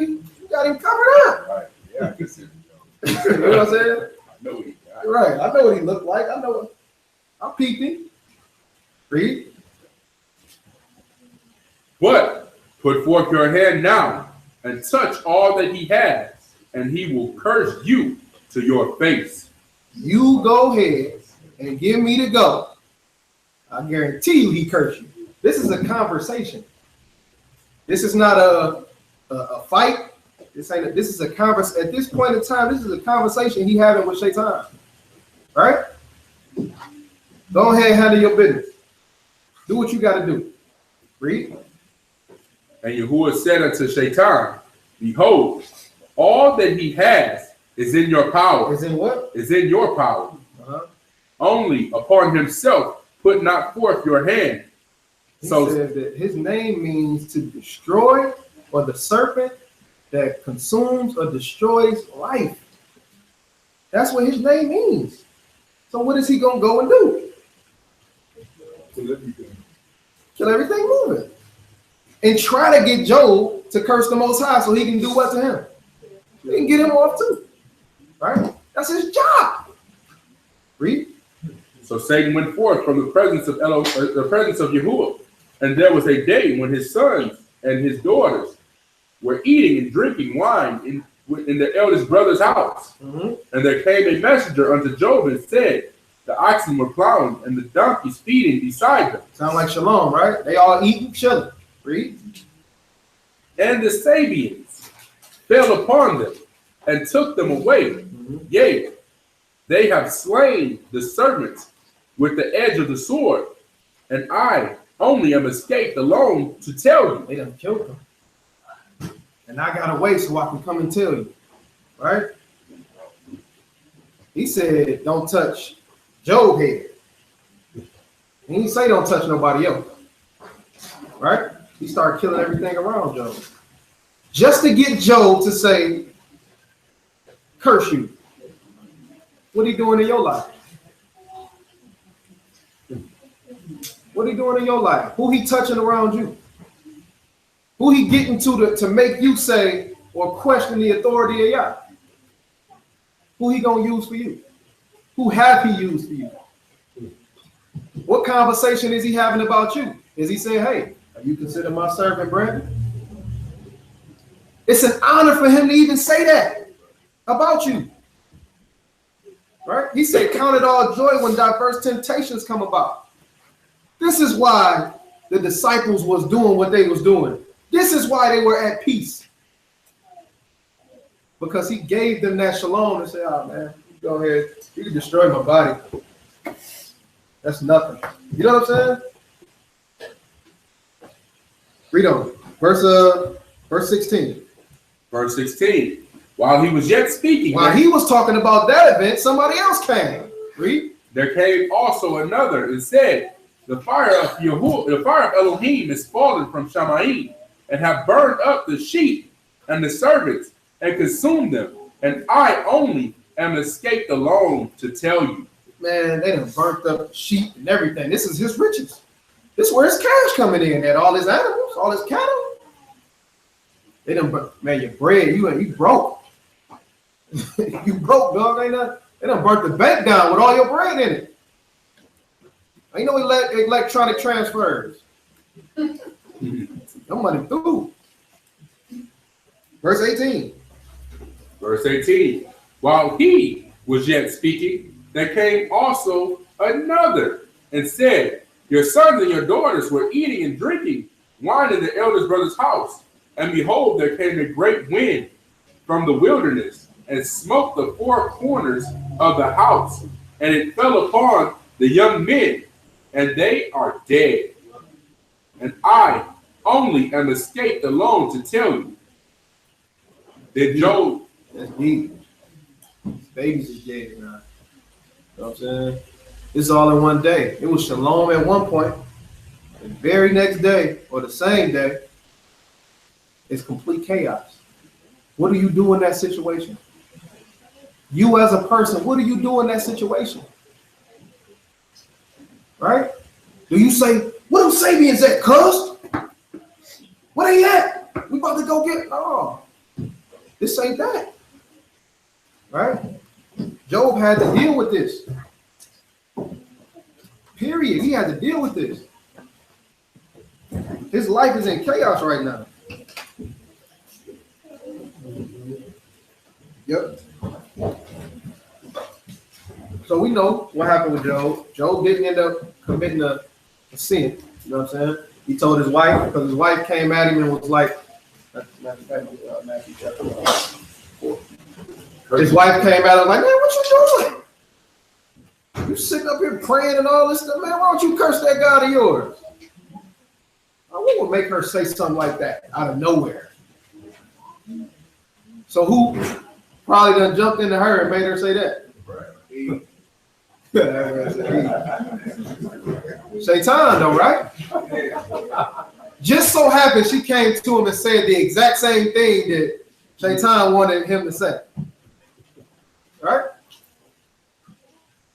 Hey, you sound like one of them fools. You don't go somewhere. All right? He dealt with that all the way to the end and endured. You know what I'm saying? So, yeah, let's get another one. Matthew 4. Now. So, hey, we would have had Noah back there in the Garden of Eden. We might have been straight with that. We might have been all right. It might have been all right. If Job was in there, it's gonna be crazy. If you don't get her away from me. I done told you. You know what I'm saying? If Job was up in there, we might have been all right. Get that Matthew chapter 4. Now, Adam and Eve failed the test. Shaitan came to Adam and Eve, and they destroyed what we know as would be Shalom to this day. They failed it, right?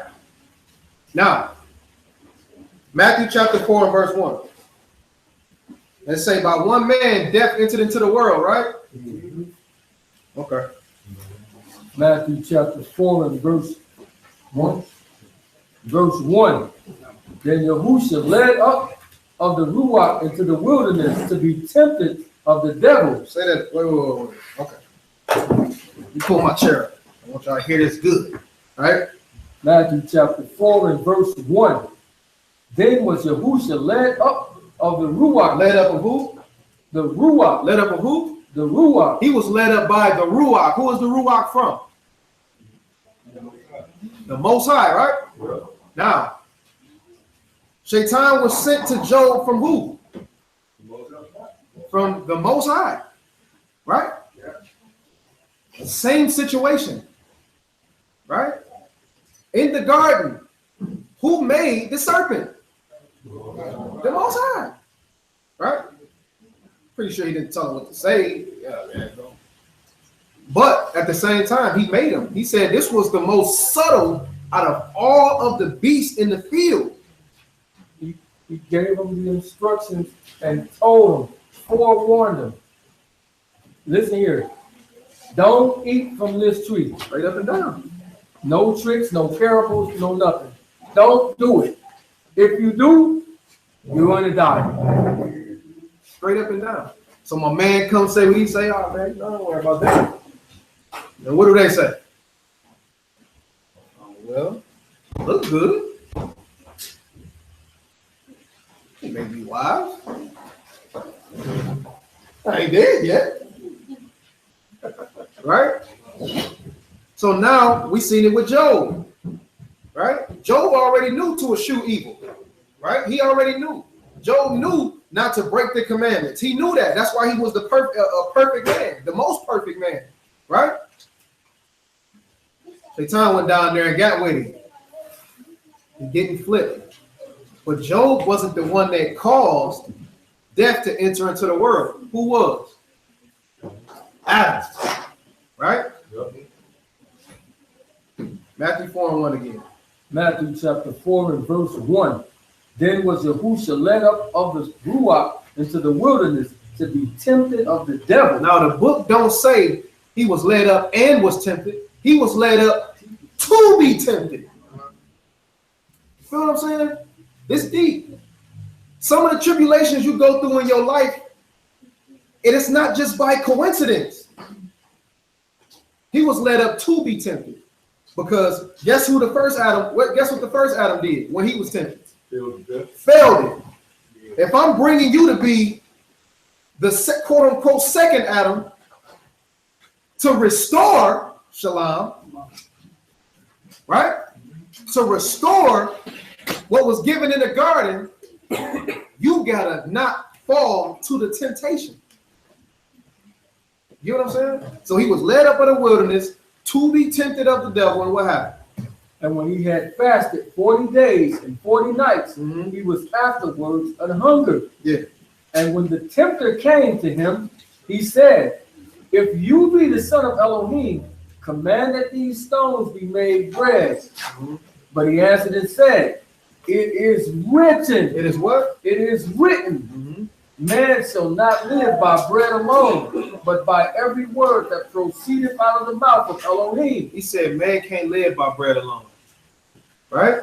Now, what happens if Mashiach actually do what this man telling him to do? We don't get shalom. If he would have listened and did what the serpent is telling him to do, right? We wouldn't get shalom. We wouldn't get that peace, right? Because what is in the earth right now? Chaos, death, destruction, all of this stuff is in the world, right? Read on. Then the devil taketh him up into the Kodesh city, and setteth him on the pinnacle of the temple, and saith unto him, if you be the son of Elohim, cast yourself down, for it is written, he shall give his Malachim's charge concerning you. And what he said? And in their hands they shall bear you up, lest at any time you dash your foot against a stone. Yahusha said unto him, it is written again. It is what? It is written again. Now let me ask y'all a question. Is this the same scenario as Adam and Eve? Elohim said, da, da, da, da, da. He's spitting what the Most High said to her. Oh, you ain't gonna surely die. And Eve, what she do? She spit it right back out. Oh no. He said this and this and that, even though she added to it. The same thing Mashiach doing right now. He giving it to him. Or command these bread be made stone and this and that. And he like, no, but it is written. He's spitting the law back to him. Exactly. Verbatim. Not adding to it. Right. He giving them the law. Right? Read. Yahusha said unto him, it is written again, you shall not tempt Yahuwah your Elohim.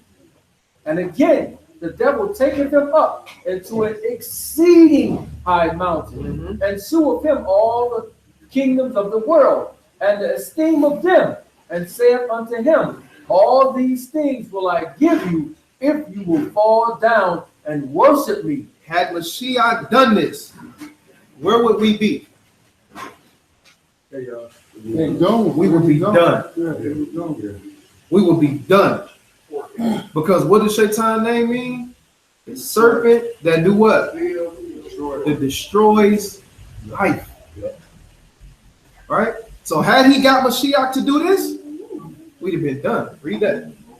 Then saith Yahusha unto him, get thee hence, Satan, for it is written, you shall worship Yahuwah your Elohim, and him only. That's the only person you're supposed to worship. Right? Not you. Right? So we see that the tempter came to bring chaos every time he showed up in the script.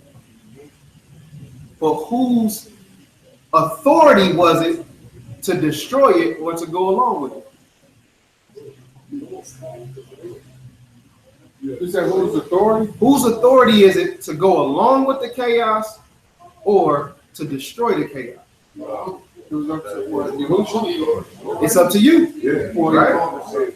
It's your decision. Now, if you're talking about shalom, or if you want to be in shalom, your decision will have to be to do what? To destroy it. If you claiming to be in shalom, if you claiming to say shalom, right? Get Psalms 119, 165.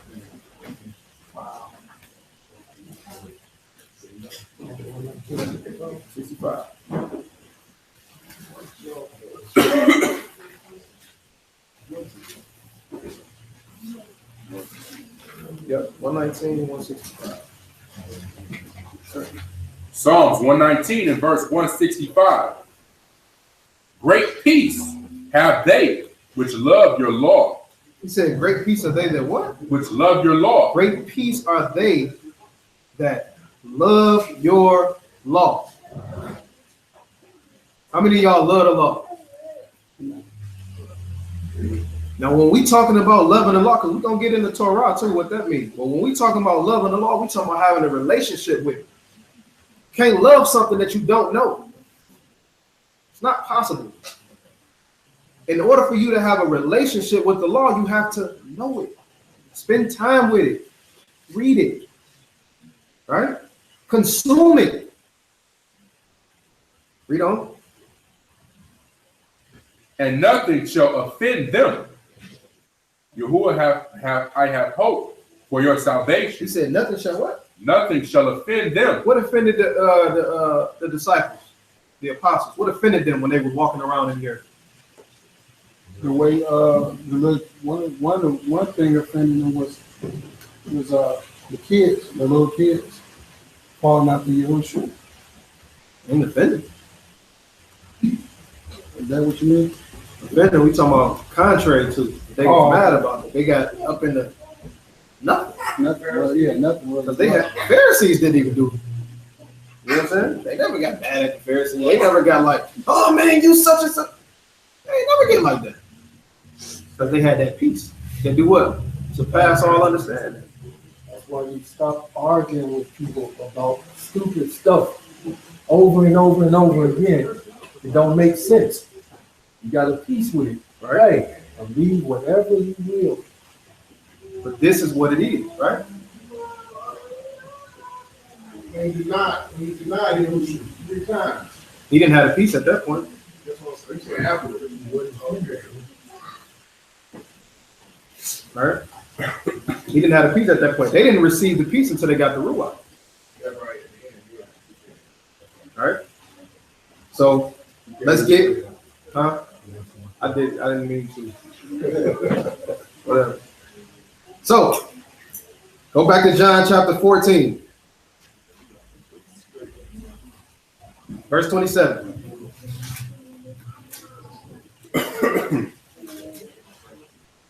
The book of John, chapter 14, and verse 27.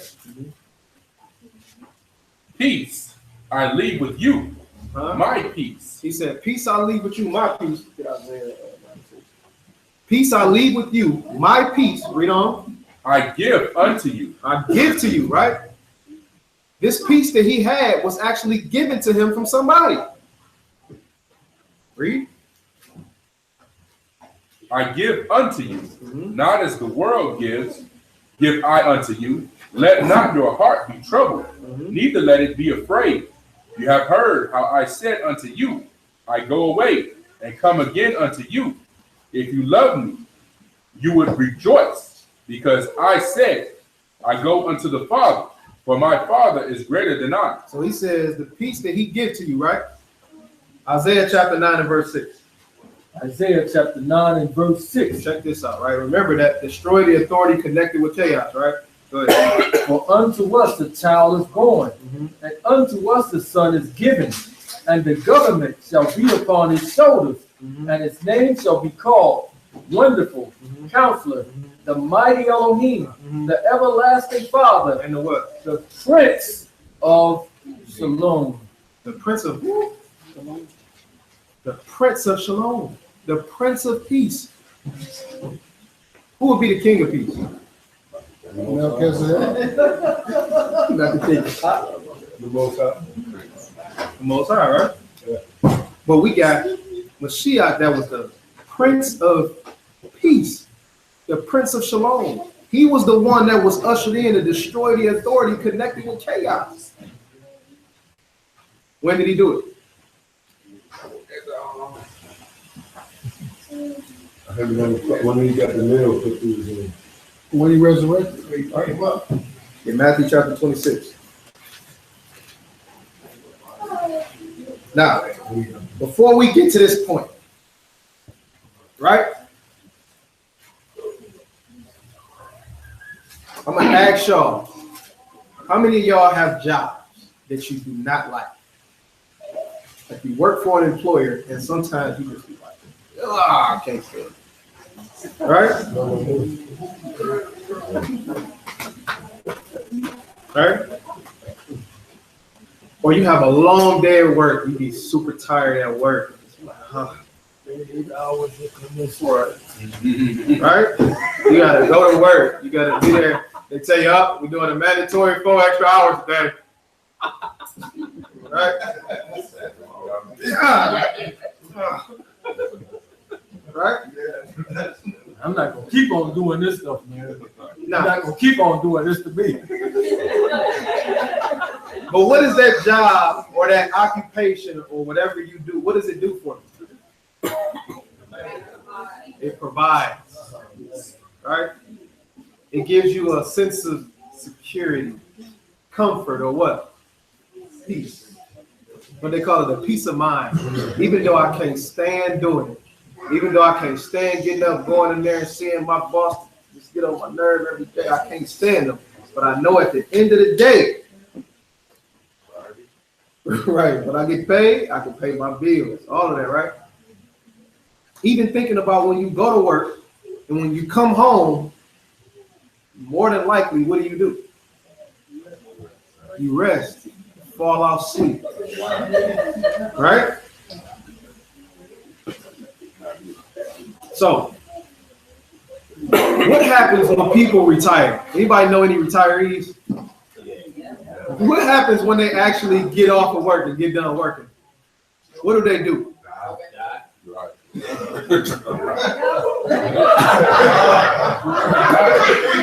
Tell them about got beat.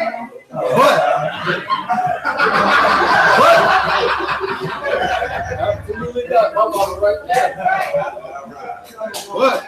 I want y'all to listen to something. More than likely, when they retire, what do they do? Other than die, like what do they do? Huh? Work at Walmart. They vacate. Get a part-time job. Wait, say it again. Get a part-time job. Get a part-time job. Who said work at Walmart? Who said work at Walmart? Work at Walmart. What else they do? Say it again. Move to Florida and do what? Just rest. That's normally when they just die. The reason why is because what brings you peace is something that you wouldn't even think that bring you peace. Work. Working actually brings you peace. So From the beginning. y'all gotta listen to me. A lot of retirees, when they retire, they end up going back to doing some type of work because they say, man, I can't just sit down. I gotta do something or I'm gonna go. Because you end up, you're just sitting there. Life is happening around you and you're not doing nothing but watching. I gotta do something. It's not that they need the money. They're getting money. They're getting checks. House is normally paid off. It's not that they need the money. I need to be doing something, right? Upbeat, moving, right? Or their body is going to shut down on them. It's just going to dwindle away, right? So, in the beginning, right? Mashiach did what? Work. And then he finally got him a rest, right? Did that end his rest? No.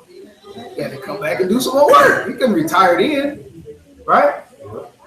But the rest that we are going to get is going to be that rest that's everlasting. That rest that the world can't give you. You know what I'm saying? So now, in Hebrews 4:8.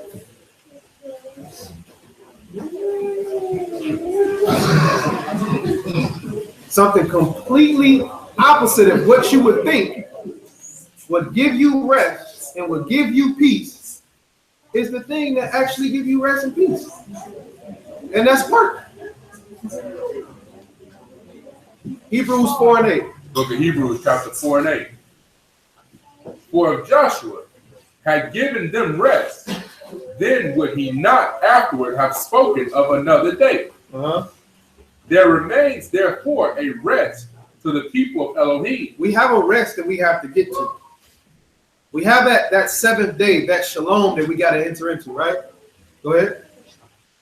For he that is entered into his rest, he also have ceased from his own works. He have ceased from his what? His own works. He ceased from his own works. Read on. As Elohim did for his. From his. Let us labor, therefore. Let us do what? Let us labor. Let us labor to do what? To enter into that rest. Let us labor to enter into rest. In order for you to have peace and shalom, you got to do what? You got to work. It's not going to come no other way. So when we talking about just in everyday life, it's the same thing. You got to work to rest. You can't just get rest just out of the blue. So when it comes to the spiritual walk, what do you have to do? You have to labor to enter into that rest, right? Get Psalms 34:14.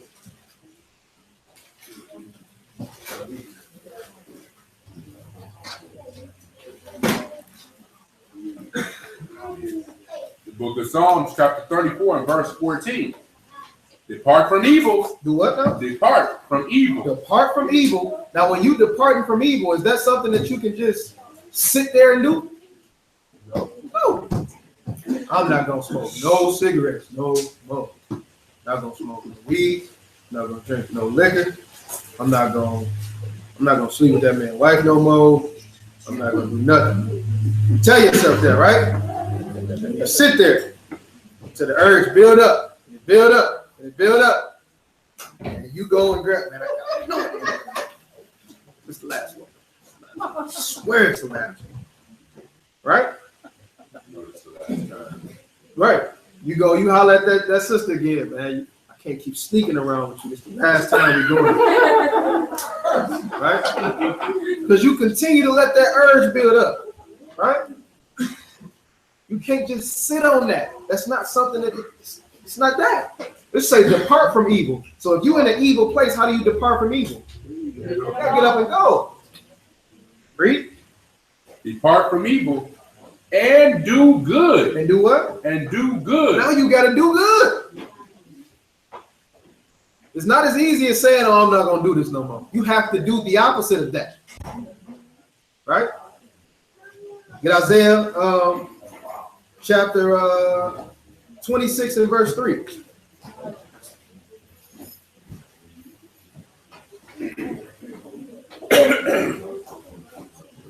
Isaiah 26 and 3. Isaiah chapter 26 and verse 3. You will keep him in perfect peace, whose mind is stayed on you. Say it again. You will keep him in perfect peace, whose mind is stayed on you. The person that's going to be in perfect shalom is the one that has his mind stayed on Yah. What does that mean? That means you got to keep your face in his book, in his law. You have to know it, right? And then once you know it, once you get a relationship with it, guess what he's about to give you? I'm going to give you the Ruach. Right? What they would call the Holy Spirit. I'm going to give you this peace that surpasses all understanding. This is something that no man can give you. The world can't give you the Ruach. It only comes from one place. And that's from the Father. Right? Get Psalms 37:37.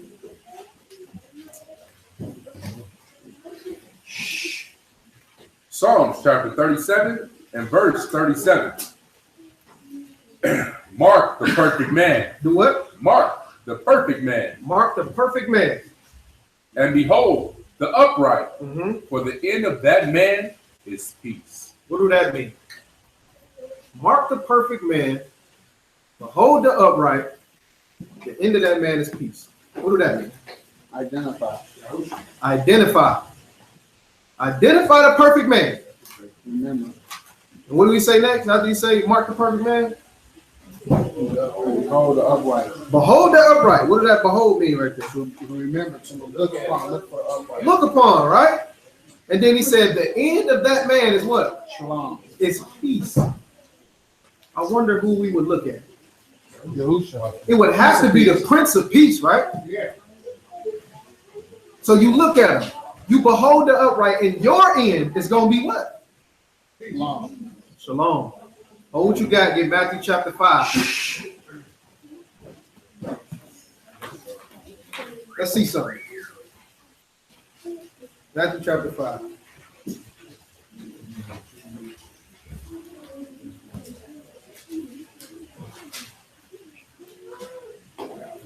We'll be over in a minute. Matthew 5 and 9.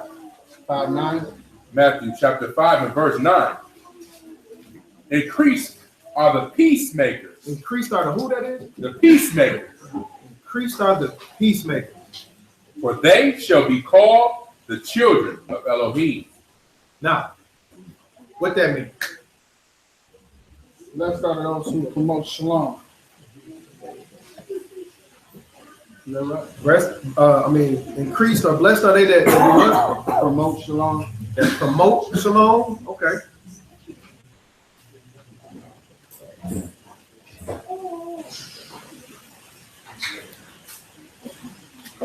There's a story came out. All those things. Blessed are they that what? Destroy chaos. That destroy chaos. So all those things are fruits of the spirit. So Fruits of the root. you know what I mean? Living in the spirit, the loving, the meekness, the humble. You know, all those things, but if you live in that way, You're gonna be at peace, right? Oh, you said you're gonna be a peacemaker. exactly. True. Now, what is the part when he says, "Blessed are the peacemakers, that you will be the children of Elohim"?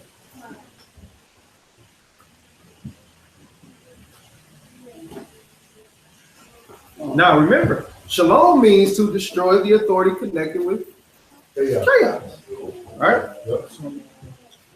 So if you're destroying the order that promotes chaos, and you follow the Prince of Peace, then if the Prince of Peace is the Most High's son, the Prince of it, he the King of Peace. If the Prince of Peace, then you follow him, and that's the children, Which would make you what? children of the Most High.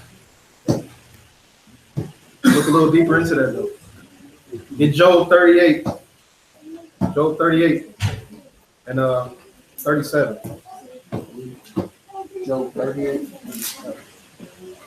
Job chapter 38 and verse 37. Who can number the clouds in wisdom? Or who can stay the bottles of Shamaim?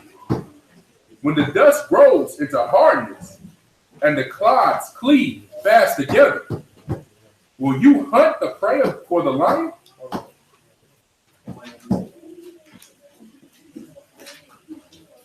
Verse 36.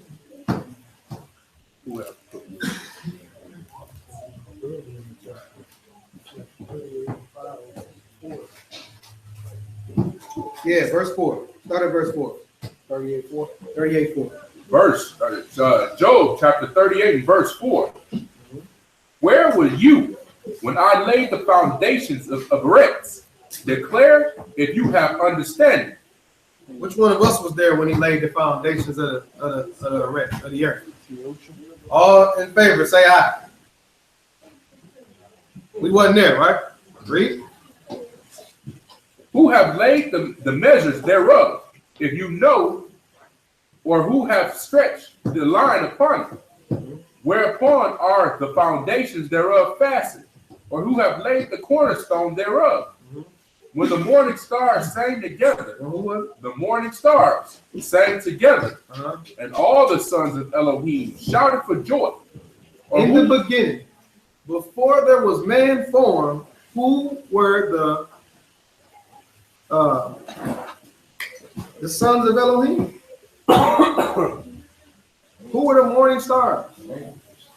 The angels, Malachim, right? Now he says, increased are the peacemakers, for they shall be what? Called what? Get that Daniel joint. Now, what does the word shalom mean to do? To destroy chaos. Destroy the authority connected with chaos, right? Let's see something. Daniel chapter 12 and verse 1. And at that time shall Michael. Shall who? Michael. What is Michael? Prince of Peace. An archangel, right? Malachim, read. Stand up, the great prince, which standeth for the children of thy people, and there shall be a time of trouble, such as never was since there was a nation, even to the same time, and that time thy people shall be delivered. They shall be what?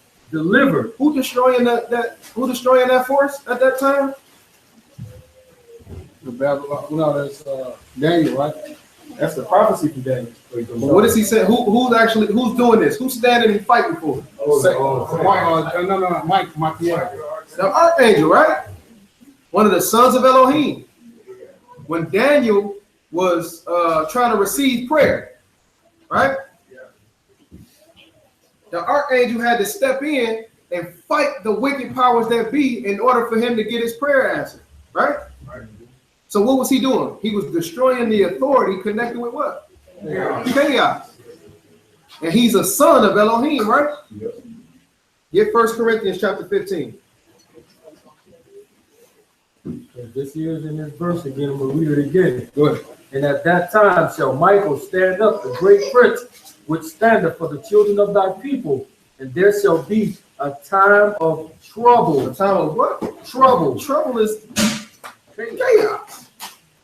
Such as never was since there was a nation, even to that same time. And at that time thy people shall be delivered, every one that shall be found written in the book. Verse 47. Them only the people who do right though is gonna get delivered. Verse 47. I mean, 1 Corinthians, verse 47. 1 Corinthians 15. 1 Corinthians 15. Verse 47. 1 Corinthians chapter 15 and verse 47. Actually, start at verse 45. Verse 45. And so it is written, the first man, Adam, was made a living soul. The last man, Adam, a quickening ruach. He was made a what? A quickening ruach. Go ahead. Howbeit, that was not first, which is spiritual, but that which is natural. And afterward, that which is spiritual. The first man is of the earth, earthly. That's flesh, right? The second is what? The second man is the master from Shamayim. As is the earthly, such are also that are earthly. And as is the heavenly, such are they also that are heavenly. And as we have borne the image of the earthly, we also shall bear the image of the heavenly. Although we got man, the flesh on us, but we shall bear the image of the heavenly, right? Of he that's in the Shamayim, right? Read. Verse 50. Verse 50. Oh, you good. Now this I say, brethren, that flesh and blood cannot inherit the kingdom of Elohim. So if we're trying to get to the kingdom to be in perfect shalom, we can't have what on us? Flesh. Right? Read. Neither does corruption inherit incorruption. Uh-huh. Behold, I show you a mystery. We shall not all sleep, but we shall all be changed. Read on. In a moment, in the twinkling of an eye, at the last trump, for the trumpet shall sound, and the dead shall be risen. The dead shall be raised incorruptible, and we shall be changed. So what are we going to be changed into? We're going to be changed into that incorruption. That thing outside of flesh and blood, right? We're going to be as the sons of Elohim. But first we have to have that peace. That shalom, right? Now with him saying that to destroy the authority connected with chaos, that's an action word, right? Meaning you got to move on it. You can't just sit there and say, I'm not going to sin no more. I'm not going to do this no more. You got to move on it, right? Romans 7. One more and then we out of here. Good word.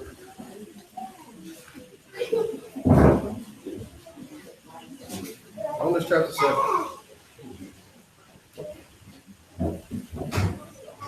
Start at verse 5. Romans chapter 7 and verse 5. For when we were in the flesh, the motions of sin, which were by the law, did work in our members. He said, we were in the what now? When we were in the flesh, the motions of sins, which were by the law, did work in our members to bring forth fruit unto death. To bring forth fruit unto what now? Unto death. To bring forth fruit unto death. Same thing that Adam was on. Read. But now we are delivered from the law, that being dead wherein we were held, that we should serve in newness of ruach. And we should serve in the newness of what? Of ruach. Go ahead. And not in the oldness of the letter. Uh-huh. What shall we say then? Is the law sin? Yah forbid. Is the law what now? Sin? Is the law sin? It says what? Yah forbid. Now what is the law? I mean, what is sin? Transgression of the law. Right? He said, Yah forbid. Read on. Nay, had I had not known sin, but by the law. For I had not known lust, except the law had said, thou shalt not covet. But sin, taking occasion by the commandment, wrought in me all manner of concupiscence. So he's telling us that the flesh that's creating this sin that's within me is creating all type of chaos in me, right? It's doing all of these different type of works inside of me. It's wrought all of these works that's going to get me death. Read.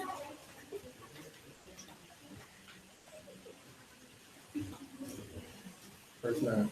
Verse 9. For I was alive without the law once, but when the commandment came, sin revived and I died. What is he saying right here? Saying one time I was alive without the law, but when the commandment came, I died. What did that mean? Anybody? Take a crack at it. So he wasn't no Christian though, right? He wasn't saying the law was done away with. That's what we're trying to figure out. And then when I really realized the law wasn't done away with, because that's how people. Matter of fact, read verse 8. Let's figure out what this is talking about. Because in verse 7, he just said, shall we say that the law is sin? So that's how people look at it, right? Right. It's done away with. Man, the law, if you keeping the law, you gotta be a sinner. Like, that's too hard. Right, it's too hard, right? So if he's saying that, when we jump down to verse 8, read verse 8 out. Verse 8.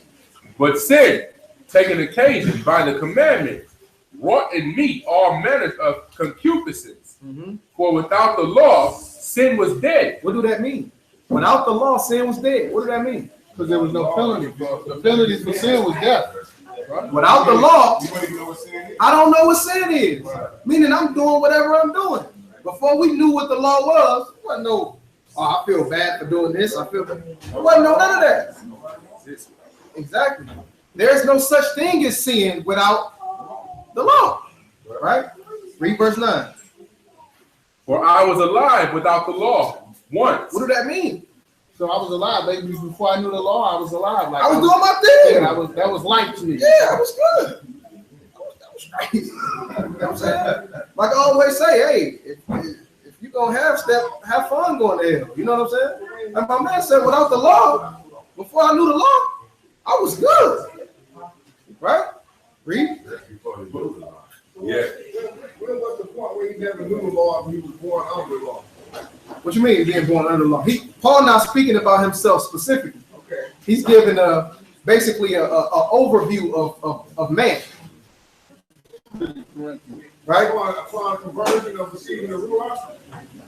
You can say that. We're gonna get to it though. He gonna explain, right? So he's just giving an overview about man.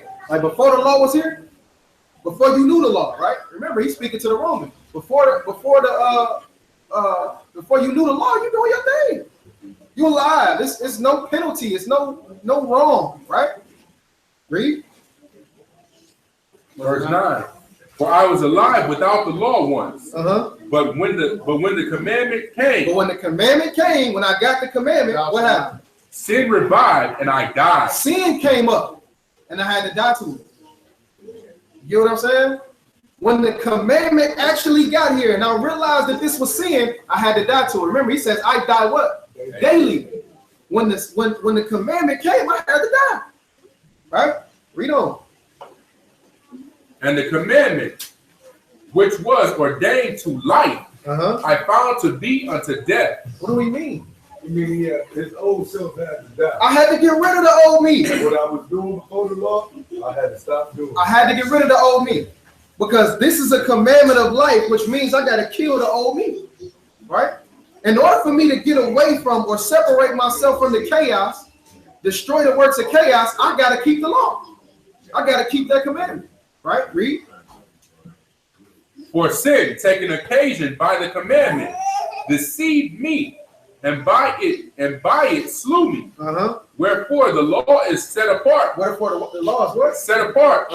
And the commandment set apart, and just and good. So he said the law is just and good and set apart, right? Read. Was then that which is good made death unto me? Elohim forbid. But what? But sin, that it might appear sin, working death in me. He said the sin was working death in you. When you committing sin, it's really working death in you. Is it death right now? Not necessarily. Sometimes. But there's a death to come if you don't experience it right now. That one you don't want. It said this thing is working death in you. It's going to eventually get you up out of here. Right? There's no peace in the land. There's no peace. Right? It says gnashing of teeth. It's all of this different type of stuff going on in there, right? Read. But sin, that it might appear sin, working death in me by that which is good, that sin by the commandment might become exceeding sinful. For we know that the law is spiritual. The law is what? Spiritual. The law is spiritual. So if you keep that which is spiritual, guess what I'm going to give you? More. The spirit. Yep. I'm going to give you the ruach. If you keep that which is spiritual, which is the law, I'm going to give you the ruach, which is going to bring you what? Right. Peace. Shalom. Right? But if you do that thing that's opposite of the spirit, the only thing you can reap is the flesh. That's it. That's all you get. Right? Read on. But I am carnal, sold under sin. You know what? Carnal, sold under sin. What's that? Ain't that the excuse everybody gives? Oh man, I'm just in this sinful flesh. I can't keep no law. I can't do it. You think Paul, when he was preaching this thing, didn't know what you was gonna say now? You didn't know that? Read. For we know that the law, for that which I do, I allow not. For what I would, that I do not. But what I hate, that I do. So this is what the flesh do to you. This is what the flesh do to you. The flesh make you do the things that you don't want to do. Right? It make you do the things that you hate to do. That's what the flesh do. But if you walking in the ruach, you can't do those things that bring you into the flesh. Right? Hold on. Save it to the end. We'll get it. Save it to the end. Okay. Yeah, I got it. Keep going. Verse 16. If then I do that which I would not, I consent unto the law that it is good. What he's saying right here? If I never do the right thing and I don't do it, and I consent to the law, it's okay. Exactly. I know. No. He's saying that if I do, wait. What verse we at? 16. It says, if then I do that which I would not, if I do the things that I'm not supposed to do, right? You only know that you're not supposed to do something if you know that you're not supposed to do it, which is the law. So if I do the things that I'm not supposed to do, I'm actually saying that the law is good. You get what I'm saying? If I say I know I'm not supposed to commit adultery, I'm actually saying that not committing adultery is a good thing. You get what I'm saying? So a lot of people that say, oh, we can't keep that old law. We can't keep that old law. But are you going to go worship another God? You know worshiping another God is not good. So if you don't worship another God, you consent to the fact that the law is good. Right? Read.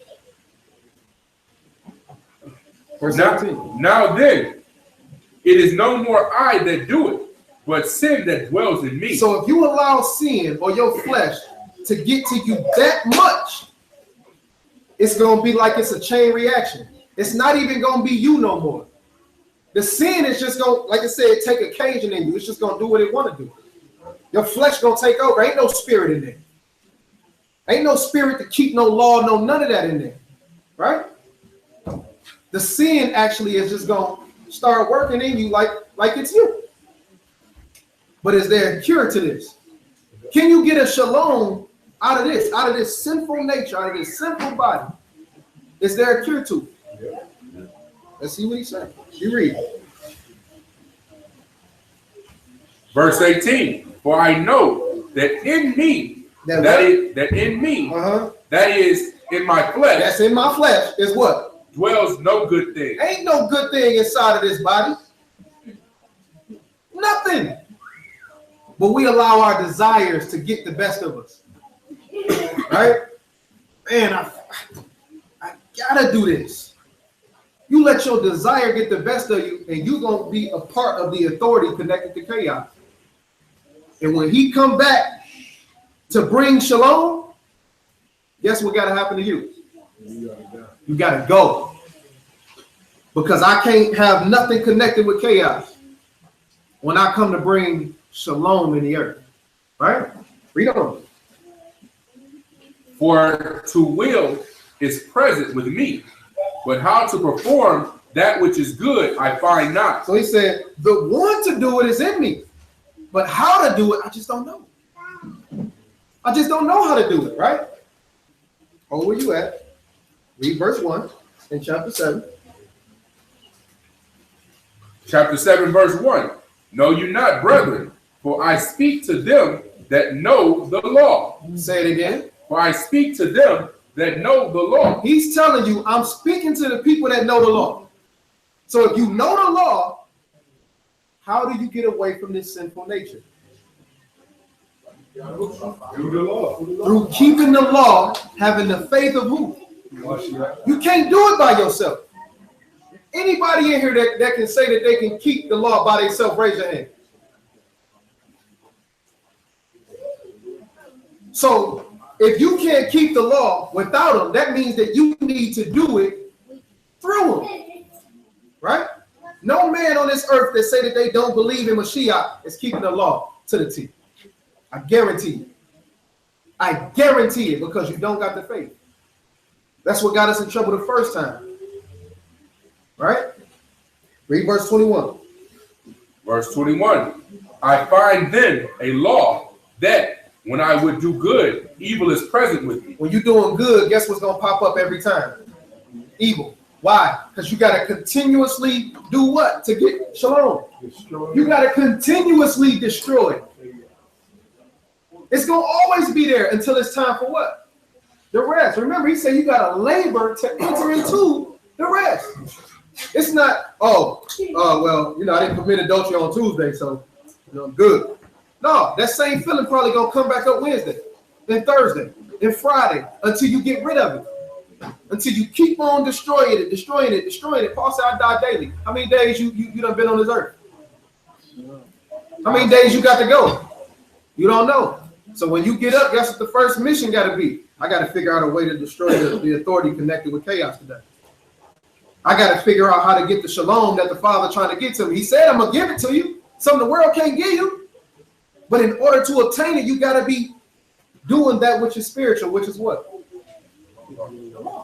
Right? Verse 22. Matter of fact, verse 22. Let's see. For I delight in the law. I do what? I delight in the law. No, the law too hard. I delight in the law. I can't keep no law. I delight in the law. This the New Testament? I delight in the law. It's the New Testament, this Paul, right? He said, I delight in the law. Read. I delight in the law of Elohim.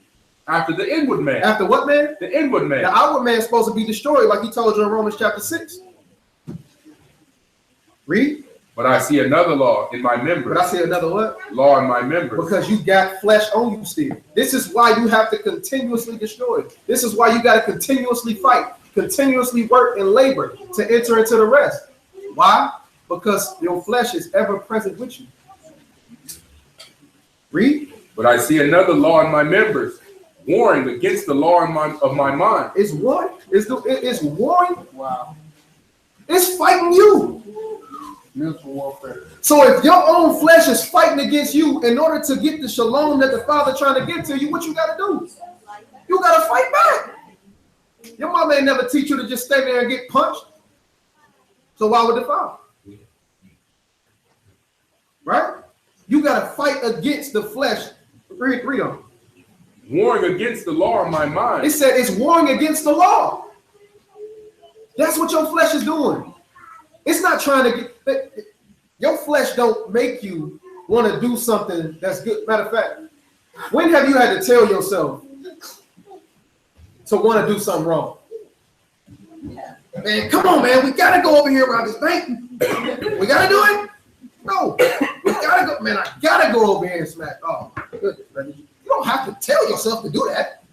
Your flesh is already packed and ready to go. All you need is the thought. What you saying? Man, what's taking you so long? Right? You know how they had those little depiction of the people on your shoulders? As crazy as I think that is, it's a picture of what's really going on in your mind. Every decision you make, you got the flesh over here like, hey, bro, no, you need to go ahead and handle that. My man killed your cousin. You know you got to go get some payback, right? You know you got to go ahead and do that, right? And then the other side of you, that quote-unquote conscience, that piece of the ruach that the Father got inside of you, it's like, man, you know that ain't right, man. You let the Father deal with them. More murder is going to present more murder and this and that. You know what I'm saying? You ever had them thoughts in your mind going back and forth? That's your flesh warring against your spirit, right? That's the thing that's trying to bring you shalom, fighting that thing which want to bring you chaos. It's fighting the adversary, the shaitan that's inside of you. Nobody want to hear that you got a form of shaitan inside of you. Nobody want to hear you got a form of Satan in you, an adversary inside of you. You don't want to hear that, do you? But that's what it is. Right? Read. But I see another law of my members, warring against the law of my mind, and bringing me into captivity to the law of sin. It's bringing you into bondage of the what? Of the law, to the law of sin. It's bringing me in bondage to the law of sin. Now I can't get out. Now I'm locked away in sin, looking. Anybody seen the movie Get Out? Okay. In the movie Get Out, when the woman put him in a trance and he started falling back, right? The sunken place. Now, he was himself, inside of himself, but what can he do about it? Nothing. Because he done already sat there and done allow it to happen. He didn't even know he was allowing it to happen. But once you commit one sin, it feeds on another one, and another one, and another one. Now, after a while, you're going to be like those people you see on TV crying, saying, man, I wish I could just stop, but I can't. You know what I'm saying? This stuff real. This ain't no game, man. You play with the Most High and His Son if you want to. Play with sin if you want to, and don't see that you're going to get swept under the rug. It's not a game. Read on. Oh, wretched man. What do you call it, son? Oh, wretched man. Oh, wretched man that what? That I am. Uh-huh. Who shall deliver me from the body of this death? Yo, this flesh got to go. He said the flesh and blood can't inherit the kingdom. Who can deliver me from this death? Read. I thank Elohim through Yeshua HaMashiach, our master. Mm-hmm. So then, with the mind. With the what? With the mind. With the mind, I serve what? I myself serve the law of Elohim. But what? But with the flesh. But if I follow my flesh, I serve the what? The law of sin. The law of sin. It's easy. That man just told you after fighting with yourself the whole way, he just said, with my mind, I serve the law of Elohim. But if I follow after my flesh, I'm gonna follow after the law of sin. Right? This is simple. Get Isaiah chapter 52 and verse 7.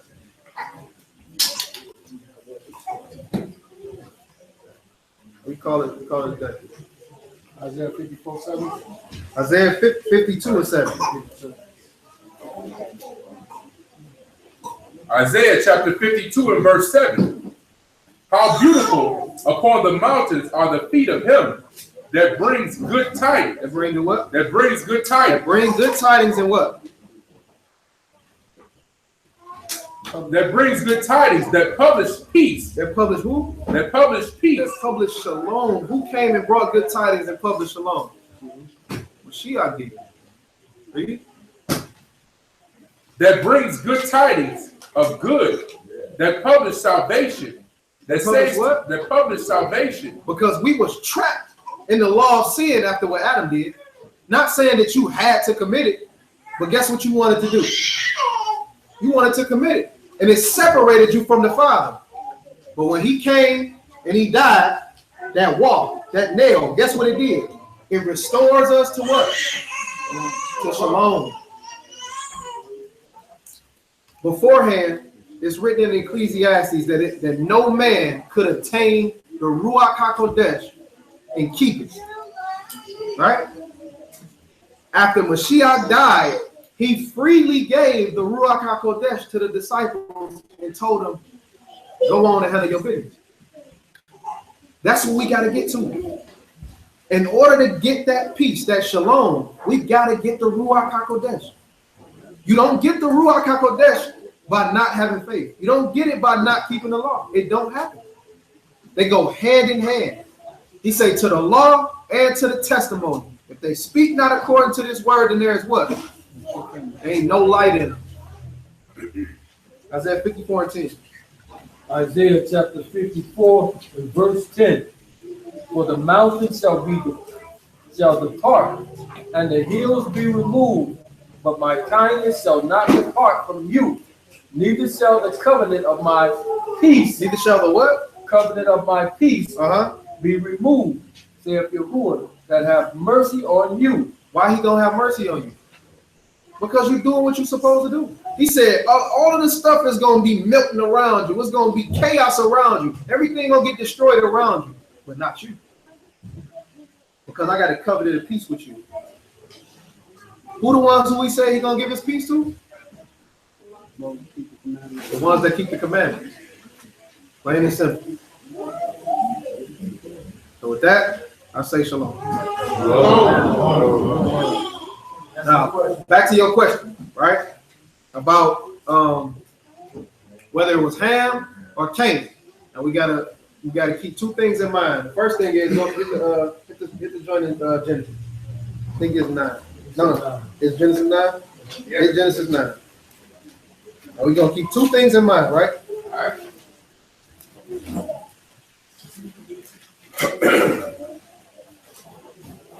I'm gonna let after I make this point, I'll go ahead and let you do your thing.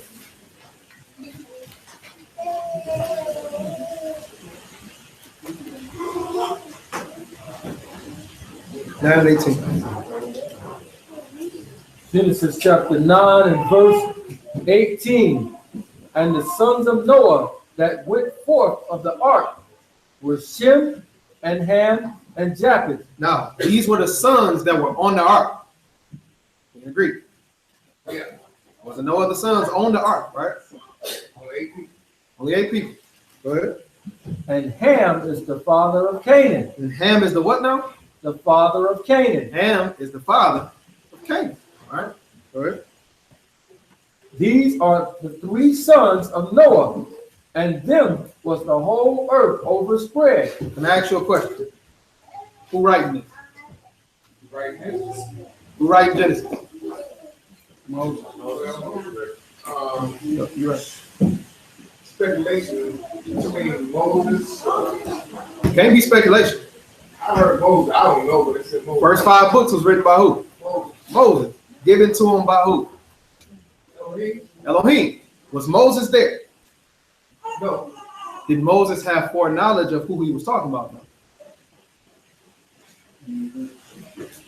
Yeah, he gave it to him. So if this was like a direct account, why would it say and he was the father of Canaan? You get what I'm saying?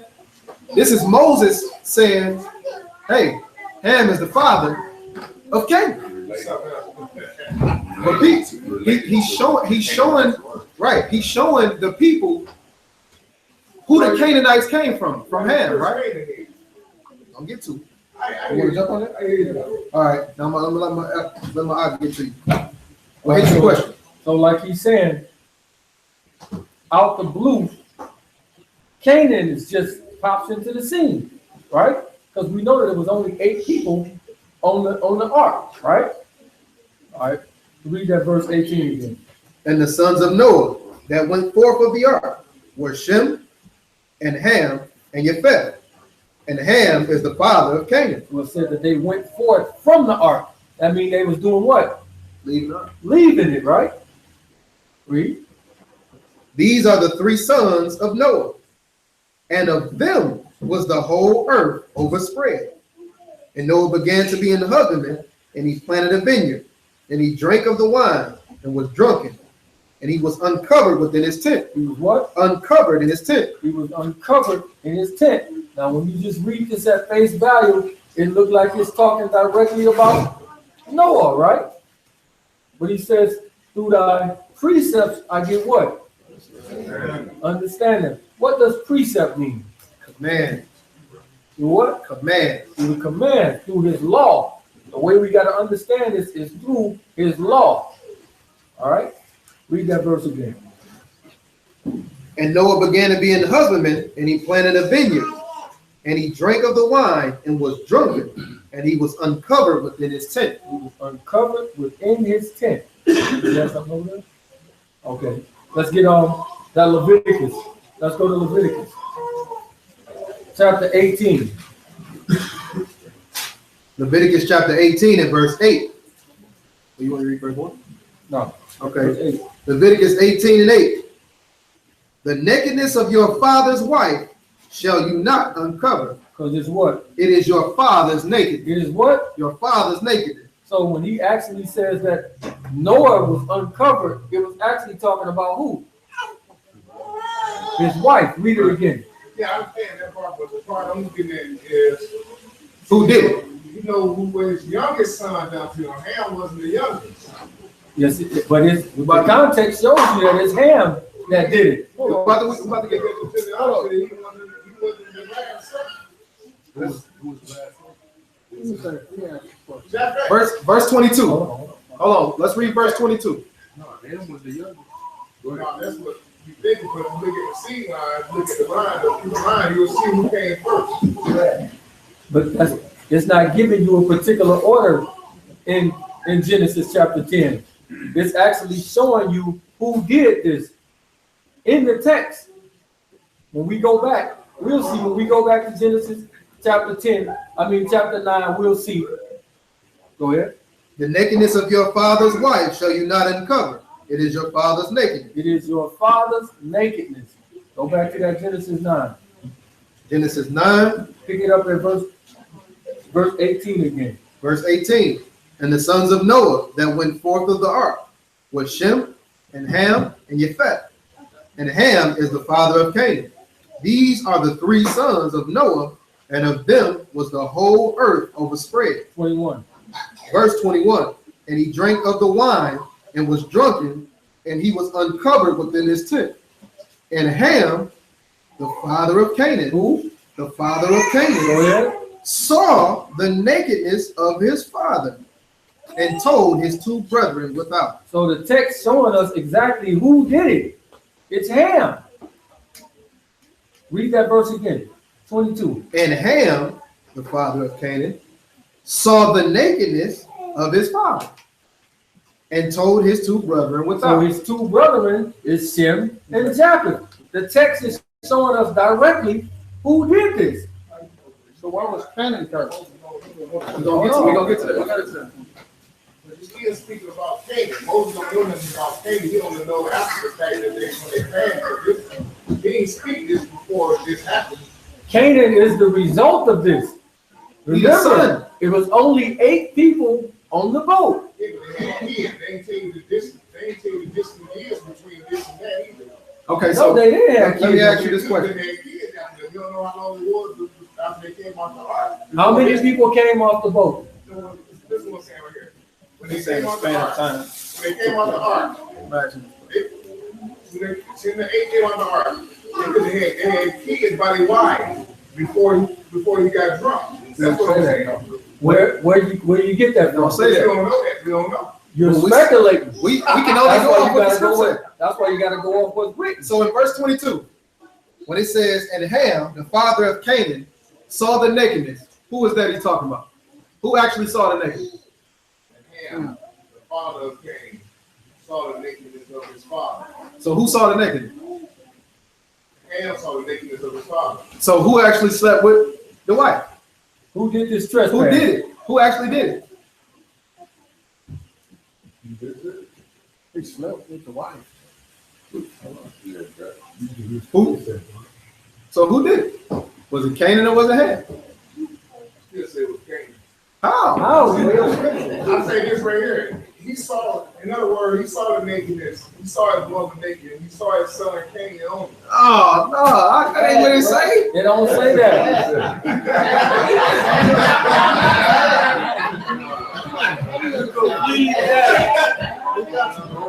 Hey, we just gotta get can't do that.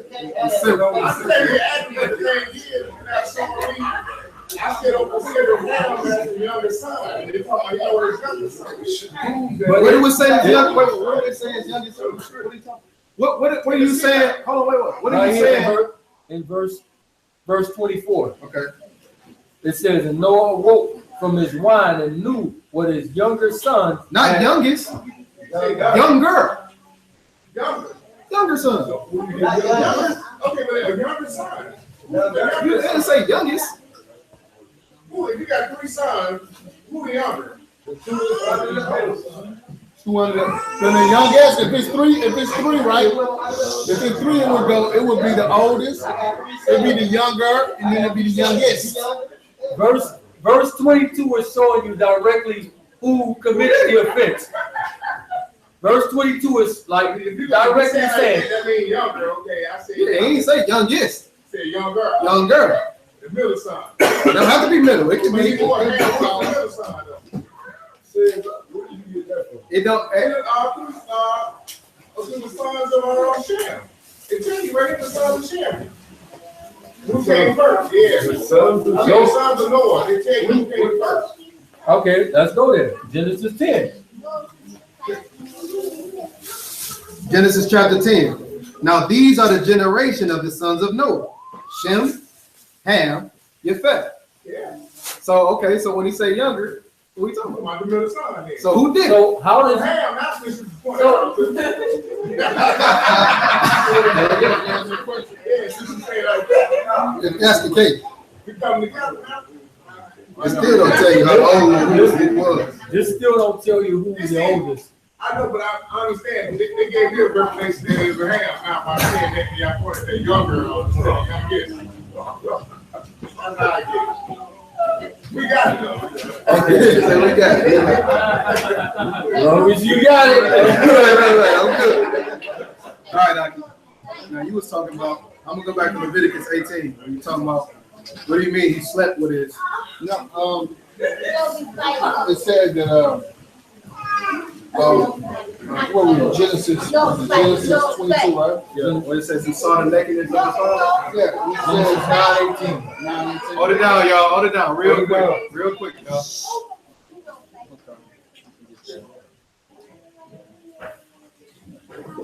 He looked at the top.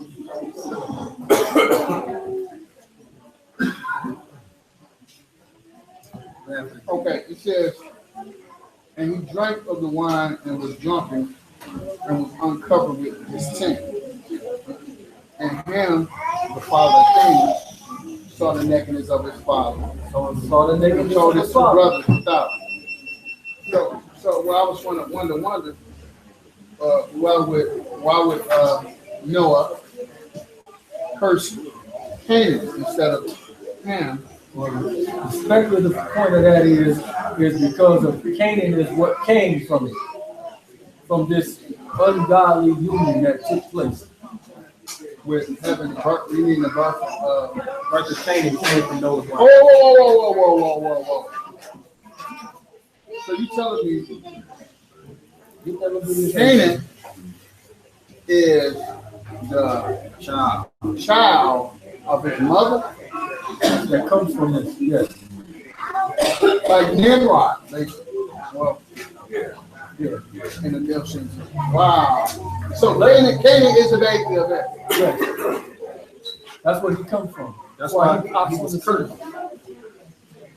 I'm gonna read this again. For example, when David slept with Bathsheba, and he was born, what happened to the child? The baby died. It died. This one just got cursed. You feel what I'm saying? The child of what happened, something happened to it. Now watch this. I'm gonna read this Genesis 9:18 again. And the sons went forth of the ark, Shem, Ham, and Japheth, and Ham is the father of Canaan, right? Ham the father of Canaan. And he drank of the wine and was drunken and was uncovered in his tent. Right? And so that's what it appears. But we go through precepts. And Ham the father of Canaan saw the nakedness of his father. Who did he see the nakedness of? father. His father, right? Read that. The nakedness of your father's wife shall you not uncover. Read it again. So forth. The nakedness of your father's wife shall you not uncover. Because what? For it is your father's nakedness. So what's the penalty? What does the penalty law say is concerning the dad? So this one says the father's wife. But in the illustration, it don't say, it was no one's wife. Damn, it's his son. Go back to the chapters beforehand. You know what I'm saying? Does the scripture say anything about the curse of the father? Like, it does say that. Look upon your father nakedness.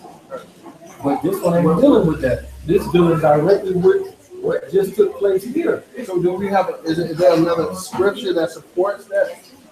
That the child was birthed from? Watch this. Same chapter. Same chapter, verse 1. Same, And exactly. Yahuwah spake unto Moses, saying, Speak the Canaanites. Speak unto the children of Israel, and say unto them. It's Leviticus 18. Okay, let me get that. Okay, well, let me just get some understanding. For sure. Leviticus 18 And 1. So Canaan came of this, right? Let's see what the Canaanites do. How they live. Read. And Yahuwah spake unto Moses, saying, Speak unto the children of Israel, and say unto them, I am Yahuwah your Elohim. After the doings of the land of Egypt, wherein you dwelt, shall you not do. And after doings of the land of Canaan, whether I bring you, shall you not do. Neither shall you walk in their ordinances. You shall do my judgments and keep my ordinances to walk therein. So he warned them not to do like the Egyptians and the Canaanites. Read. Verse 6. None of you shall approach to any that is near kin to him. So Ham was near kin to that person, right? Now this is right, yeah, that's his relative. That was his father. His father's wife. Well, this is what I thought. This is what I was taught. That Canaan represents Egypt or Mizraim in Hebrew, and that the house of bondage, and that Canaan had sex with his father, and that's where the homosexuality of the Egyptian. But Canaan and Mizraim is two different people. Yeah, that's what I'm saying. That's all they are relatives. Again, relatives. Yeah, Well, his grandson. But you gotta think about it. Like if he would have slept with his father. Let's pray out. Let's pray out. What you think Lord would have killed him? Well, yeah, that's deep. That's deep, man. We gotta talk about shit up on this one, man. Yeah, we can go back and address it. Let's pray out here that way. So that's okay. So he was a wife. It didn't make okay. It does make a difference. He got drunk. He's called drunk.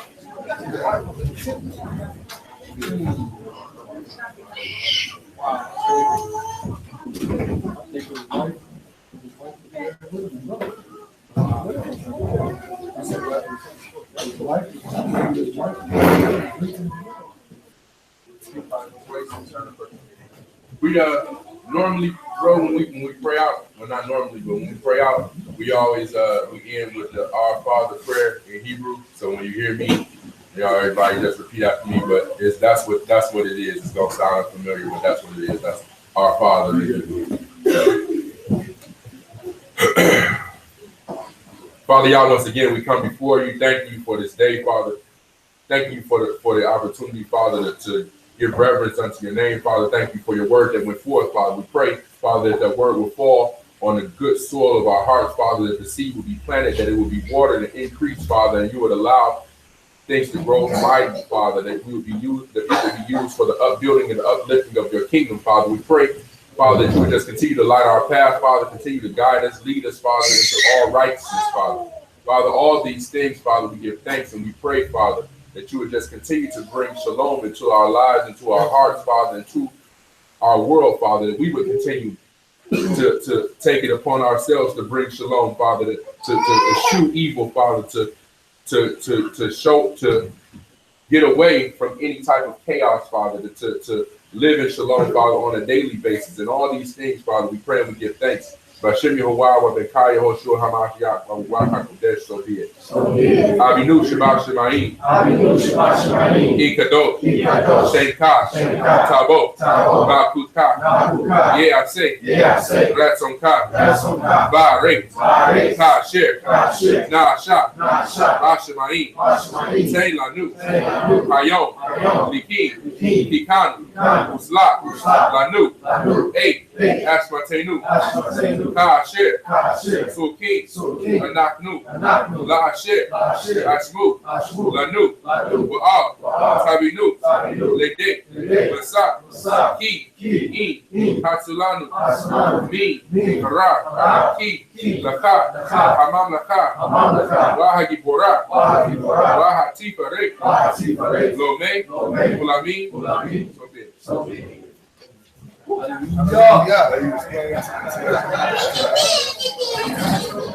So you're here. You missed something.